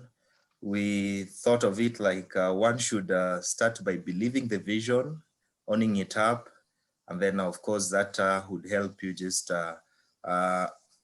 help you with the people that you're mentoring, because they would easily pick it up that you also believe in what you are saying, and they would also choose to believe and work with you. Just as we realized the other time that a leader needs to own up the vision, that would influence the followers. Challenging the process, we said that you need to know the process and also just have regular follow-ups or feedback on it that would help you realize the areas to improve on, and that would also lead to innovation and creativity. Enable others to work. One would be giving them an opportunity, working alongside them, encouraging teamwork, and also delegating work. Then finally, encourage the heart. This is basically celebrating other people's achievements by recognizing those achievements, appreciating them, and also just giving them incentives as a motivation. Thank you. Monkey see, monkey do concept on modeling the way. Yeah, we always say if you don't do something as a leader, then you have no moral authority to question somebody else. If you can't manage your time, if you don't come to work on time, you have no moral authority questioning my time management as well. So that's a very good concept. And the fact that if you want to challenge the process, we need to get feedback from the people on the ground. That's very true. Sometimes as management, you assume you know things, but actually the person who knows things is the person who does the work. The person who is translating and dealing with the person in the community is the one who knows where the shoe hurts. That's the person who can actually be able to give you suggestions on what we can do differently and where we can actually be improved, to challenge the process and come up with new ways of doing things. Thank you very much, Felix and team. Group 5. Julius. Oh, there was another group. No, group 5. Group 5. And the last. And the last one. Yes. On model the way, as it's been said, it's about serving as a role model or good examples. And in terms of attitude, competencies, and enthusiasm, that is the standard that we should set as leaders for the rest of the team to follow. And then inspire a shared vision. We say it's happening quite a lot in BTL. The top leadership keeps on reminding the entire team about the vision for BTL. So constant reminders are important. And then employee engagement, because sharing vision entails having everybody on the board, not just a few of the members knowing what the vision is, and the rest of the team has no idea. But so engaging other people to know and appreciate the vision. And it also entails sharing the past, because you know the vision comes from the past, even before. So I remember in one of the orientations, our national director took us back, like the conference center here in Ruiru, and showed us the earlier photos of how it used to be. And he challenged us, for you to come and see this center looking the way it is, that people who had invested in it quite a lot. So we need to pick from there and make it better. The other thing is challenge the process. Here is challenging the status quo, the way we do things right now, being candid to question ourselves whether we are efficient or we can get better. And I think one example that was given is realizing that we are almost completing the work in Kenya. BTL has decided to consider going beyond Kenya. We are considering other projects outside our country. Enable others to act. We talked about capacity building, having a good atmosphere for people to thrive, delegation maybe, and provision of resources. And then lastly, encourage the heart. We should appreciate each other, and if possible, there should be rewards for excellent performance. Thank you. Thank you very much, Abraham. I also like the additions and the examples, the enthusiasm that comes in modeling the way we say energy is contagious. So the leader's energy seems to drop down to the rest of the team. And on challenging the process, without even going beyond Kenya, that's really challenging the process so that you don't get stuck. Because if you don't challenge the process, what happens is that you become redundant. Because if you exhaust the languages in Kenya, then what do we close BTL? So thinking beyond, that's really challenging the process. And I've realized something common in most groups when it comes to inspiring a shared vision. We are all convinced that BTL is doing a great work in inspiring a shared vision. So much so that the senior management is doing their part in reminding people constantly. Our branding is reminding us constantly, so that when, like somebody I had in a group saying, when I'm sending somebody to an interior place with a matatu, if they know why we are doing this, if they know why we do what we do, which is the vision, then they can actually do it without grumbling and without you having to push them. And that is what the 5 aspects are supposed to help us do. They're supposed to help us achieve things, or to help us be able to get work done through others. So getting things done through others, of course, there are many ways of doing it, but if you try bring it down to your behaviors or the practices that you do as a leader, then those 5 practices can actually help you do that. And I'm glad we're able to bring it down to the work that we do. So we are almost short of time, but the last thing you are supposed to look at is a personal or an individual development plan.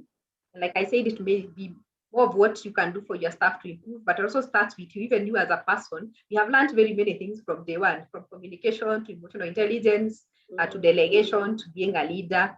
How do you decide, how do you know where do I start with this development of my own development? How do I set the goals that we are talking about for me to develop?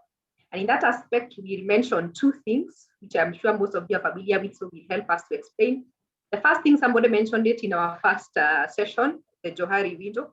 We use it a lot for self-assessment. So when you want to do your own self-assessment before you set any goals, the Johari window is a very good tool to work with. So I'm not sure who mentioned it. I wish I noted because I would have picked on them. It was Abraham. Yeah. So Abraham, now we are back on you. Can you take us through the Johari window? I can share my screen, the window, to make it easy for you to explain. So you are the facilitator for this slide. Abraham, are you there? I'm here. I did not bring it up so that I explain it. I just thought maybe we need to reflect about it, but it's important for organizational behavior because there's a lot of organizational dynamics. And in organizational behavior, I think the way Johari window shows, I don't know whether, are you seeing my mouse? my cursor. Yes. Yeah, so there's a person, you know, there are things that you know about yourself. So if something is known by yourself, maybe you know something about yourself, and that is also known by others. I think that one makes it, you are an open self person, like you're open. There's nothing you're hiding from others, and that is known to you. So for example, in matters of honesty, for example, you know you're an honest person, and other people also agree that you're honest. So your personality is the open self.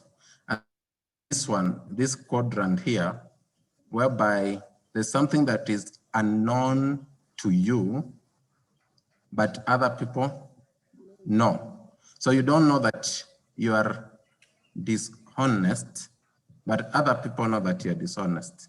So when you fall in this quadrant, you're a blind self. You are that person who doesn't really know yourself, but other people know about you. And then there's this other lower quadrant. So unknown by others, but known by yourself. There are things that you know yourself which are not known by others. So if there's something that when you fall in this quadrant, it means you have hidden, you are so secretive. So this is a hidden self quadrant. And then unknown area. Nothing is known by yourself. You don't know something about yourself and others don't know about you. So this quadrant is known as a non-area. That is the basic assessment I know of the Johari window. Maybe you need to further illustrate being professionals. Actually, you've done the excellent work of telling us what the 4 quadrants are all about. So we use it in different angles, but we use it as a very important tool for self-awareness as far as psychology is concerned, but we also use it as a self-assessment tool as far as personal improvement is concerned. So it works both ways, as a self-assessment and as a self-awareness tool. So what you're saying, like in the first quadrant, there are things you know about yourself and other people also know about you. So like, for example, you know you are a good and assertive communicator, you know you are good at delegating, you know you are good at relationship. That is as far as work is concerned. But it comes to the blind area, there are things you don't know about you, but others actually know. So maybe like the person you work with, or your team leader, or just anybody else can actually tell. Actually, I don't think you're not very strong as a leader. You're not very strong in planning. You're not very strong in delegating. You're not strong in these other areas. So there are things you actually may not really know you're not good at until somebody else gives you feedback. So in this case, what you're saying is that it's good to take into account other people's feedback so that you also know what are these other things that you might actually not know about yourself, but other people can actually be able to tell you. Being open to feedback becomes very important because it can give you areas that you actually need to work on, and that becomes very, very important. Then you have the hidden area, things that you know about yourself that others actually don't know about you. You probably know you can make good presentations. You know you can be very good at facilitating meetings. There are things you know about yourself. Maybe you have exercised it somewhere else in your chama or in church, but you've never done it at work, so nobody really knows about it. So it's a strength that you actually have, but have not brought it forward. So it's also good to ask yourself, are there strengths that you actually have that could be useful in the workplace that you have actually not brought forward? And they could work to your good or work to the advantage of the people around you and the organization at large. So what other talents do you have? What other gifts do you have that you actually know, but other people around you might not know? And how do you bring them up so that you can actually make good use of them? But then we also say, as much as we think we are all self-aware and we know ourselves, there are things you actually don't know about yourself, and other people also don't know about you. So this gives us room to experiment and try new things. That's so much so that if somebody is away and it's a role you've not done before, and you have a chance to try it, why not try it? So try new things, because you might actually have strengths that you have never exercised. You might have gifts that you don't know about because you have never exercised them. So try to do different things once in a while, help people do their work, try new roles, try new hobbies, try new passions. You might actually come to realize that you have new gifts, new talents, new skills, new strengths that you are not aware of. So that's why your assessment starts, because when you do this, you're going to realize what your strengths are. You're going to realize what your weaknesses actually are. You're going to realize what your potential is, and then the opportunities around you that you have actually not made good use of. So once you have done that, then the second thing, because I said we are doing two things, then the second thing you're going to do is your personal SWOT analysis. I'm sure most of us must have come across a SWOT analysis. Somebody wants to give us a basic explanation of SWOT, even if you have done it for the organization, we can break it down to you as an individual. And I normally say the risk we have is that we have done nice SWOT analysis for companies, but you have never done a personal one. You've never sat down and asked yourself, how does my personal SWOT look like? It will take us around SWOT analysis. Somebody described what. Can I attempt? Yes, please do.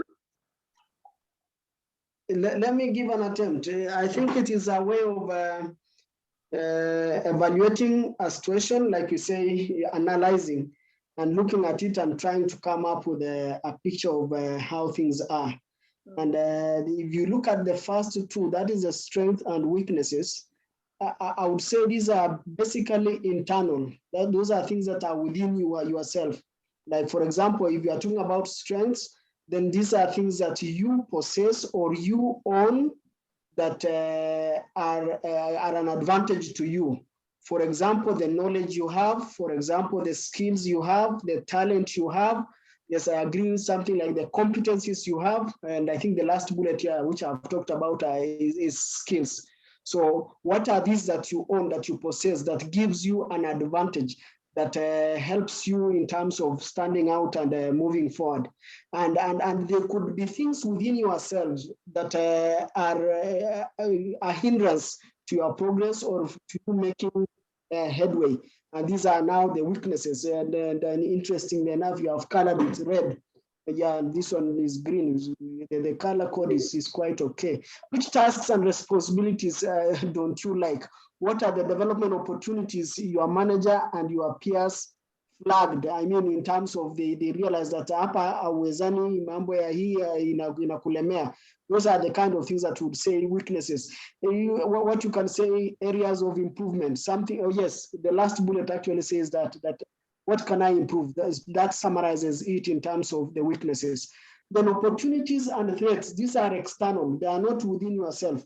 You look outside into the world and say, what is there for me to capitalize, to take advantage of things that can make me better? What development training would be add value to me? Which industry or company in particular is in need of your type of profile? Those are the opportunities that you have. Who looks for the kind of skills, the strengths that you have? Who is hunting for the strengths that you possess, the talent that you have or something like that? When you are able to identify that, when you are able to know that, then of course those become an opportunity. What people have been calling, no, is it the green, the grass is green on the other side. Now it's looking inside and say, even if you say the grass is greener, are you able to provide what that field requires? And I think those are the opportunities that lie out there. But of course, along with the opportunities are the dangers that lie outside there in the environment. What do other candidates have that are better than you? The competition.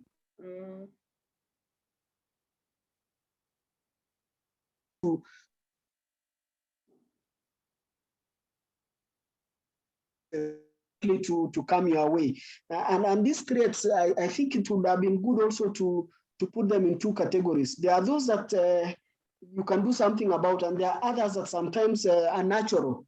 Sometimes if you have things like war, if you have things like those ones become a bit difficult to do something about. But there are obstacles that you can turn them into, like they say, if somebody throws stones at you, you can make them into a bridge and use them to cross or something like that. So the threats, those are things that are, yeah, I think nimejaribu kidogo. Nimejaribu sana hata Nimemaliza. Yes, umesema kila kitu. So that's very true. So that's what a SWOT analysis helps you to do.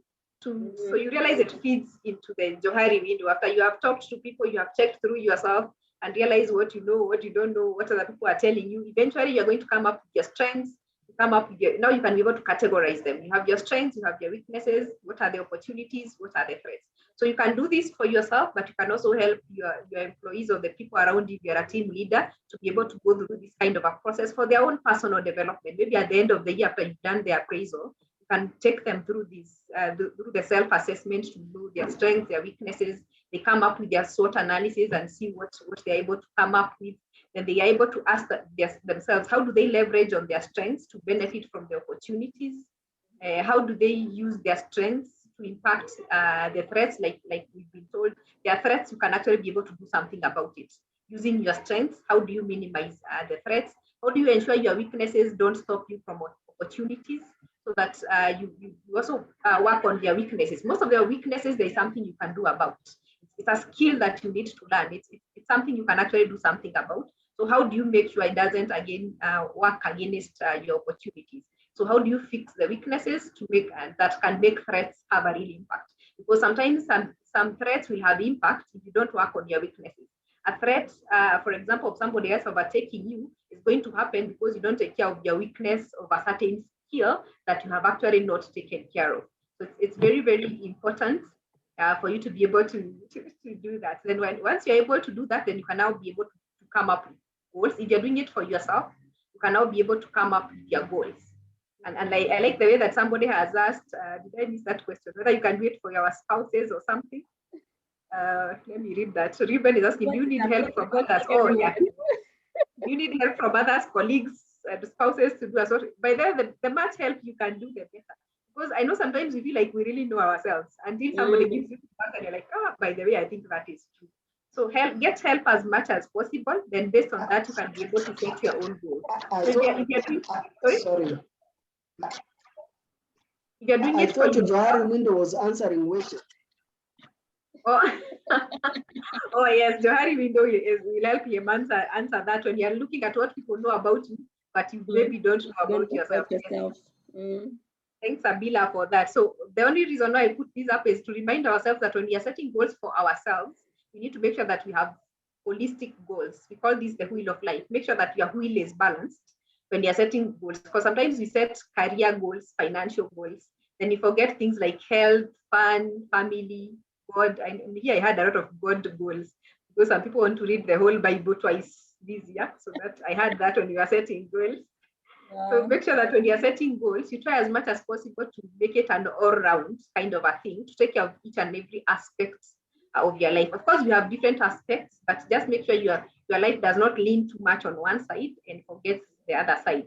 So as much as you're doing development goals for work, as a team, when you're doing your goals, try to make sure they're as balanced as possible. But when you're doing the goal setting for your team, when you have helped them with the SWOT analysis and the Johari window, then the next thing you may need to think of is what Purity talked about, the 70-20-10 rule. Was it? Yeah, so that once you have realized what their weaknesses are, you can now be able to help them come up with a development plan. What do they need to learn in-house? What do they need for their job training? What do they need for their coaching and mentoring? And what do they need for formal training? So if you're doing this at the end of the year with your staff, once you have done all that assessment, remember the 70-20-10 rule, so that you also come up with a clear plan. What exactly are they supposed to do that year in-house, formally in training and in coaching and mentoring?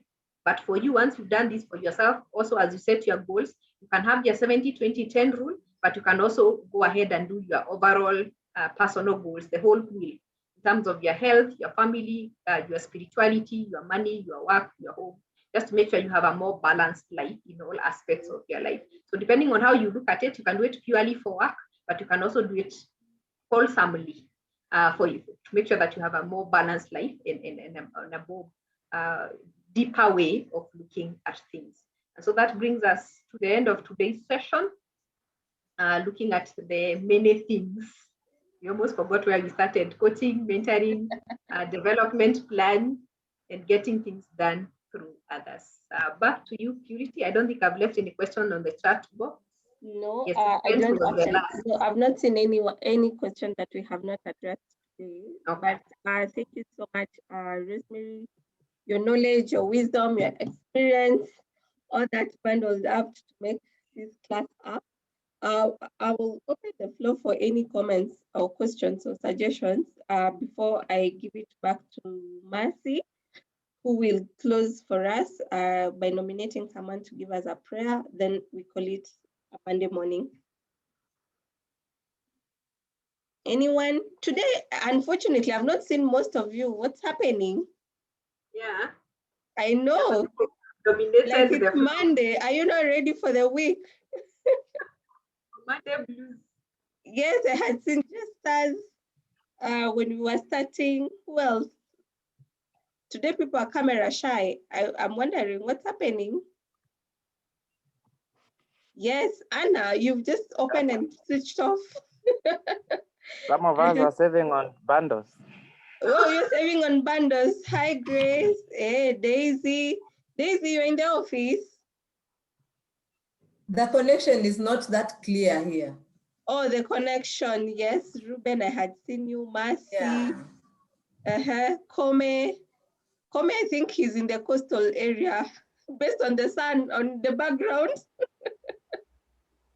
His name is Chome. It's Chome. It's Chome. I don't know. Sorry. Catherine Wahome. Chome. Catherine, today's your first session. Wahome. I don't think I've seen you before. It's my first time. Oh, it's not your first time. Oh, you've just been in the background. Yeah. Okay, give us feedback. What do you think? What have we learned today? What are the takeaway points from today's session?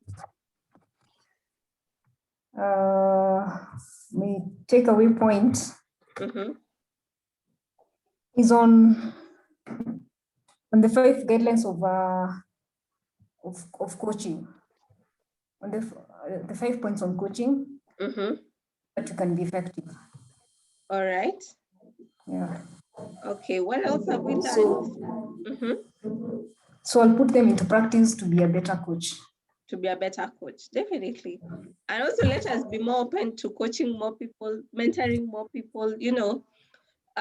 Okay, let's hear from our Samson. Samson, today you've not talked.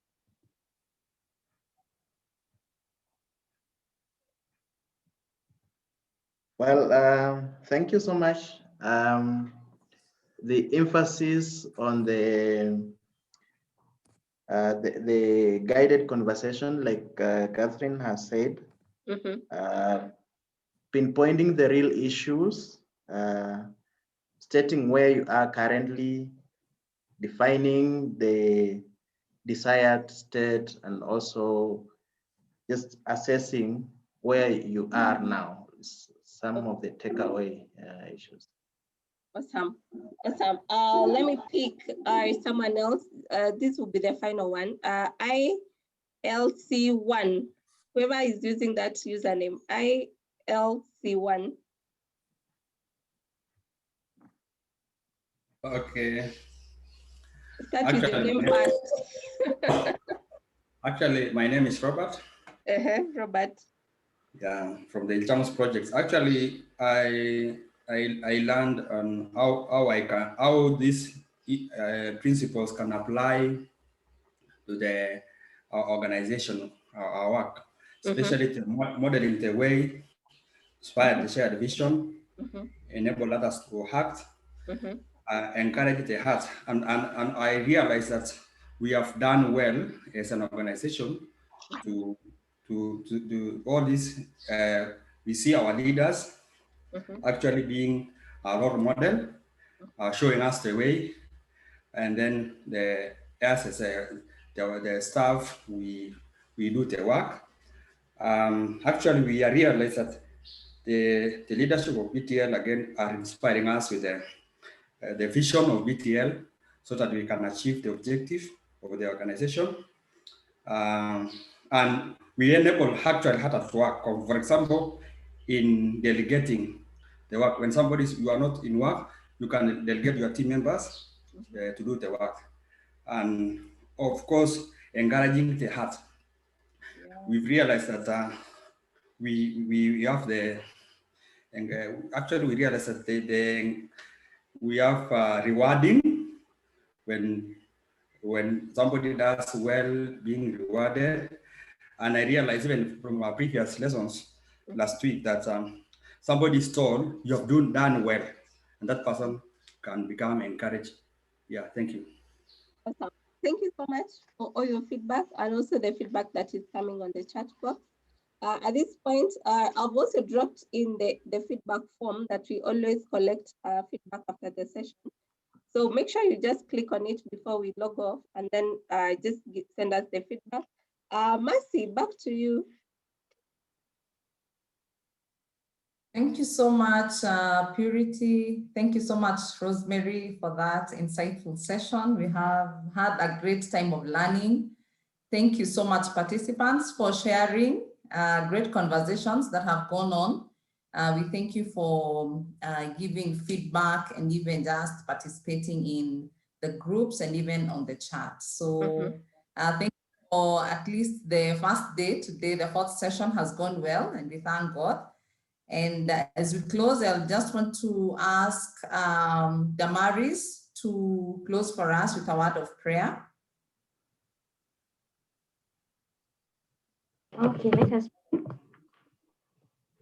Lord, we are grateful for the session that we've had today. We thank you, Jehovah, Lord, for even the opportunity to be trained on leadership and supervisory skills. We don't take it for granted. And we pray that, Lord, you're going to help us to apply that what we've been learning all the way. And that, Lord, you're going to be better leaders in whatever capacity we serve in here in BTL and even in our personal areas, oh God. We thank you for our facilitators. May you do them well. Remember them in whatever they desire, that, Lord, we may just minister to them as you minister to us as an organization. Bless you for your goodness and your love. You've been an amazing Father.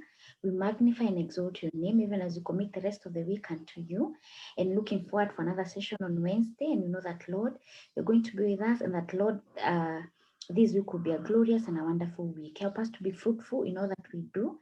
And Lord, we shall be faithful to give you all the glory and all the honor. Thank you for your goodness and your love. We love you and we worship you. In the name of Jesus, do I pray and give thanks. Amen. Amen. Amen and amen. Amen. Thank you so much, Damaris. Thank you. Amen. See you again on Wednesday. And kindly fill in the feedback form. Been posted on the chat. Kindly. All right. Thank you so much. Is Catherine okay? I've not seen her today.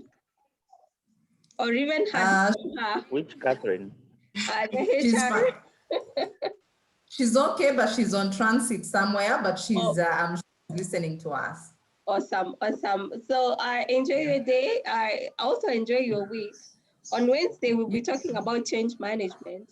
And this one is coming at a very critical point where we're dealing with a pandemic. Some of us are working from home, others are working in the office among the crisis. So join us on Wednesday as we discuss that. We'll have another trainer. Her name is called Nancy, who is well specialized in the area of change management and just draw from her knowledge and wisdom on that. You are changing the trainers as a way of change management. Trainer is also a team. No. We give you trainers based on their specializations, you know, so that you can get the best of both worlds. Accurex does have men. So come excited, ready to learn the topic part of around change change management. Yes. All right. So have a very good day. Enjoy your morning. Grab a cup of tea or a cup of coffee. Let's get this week rolling.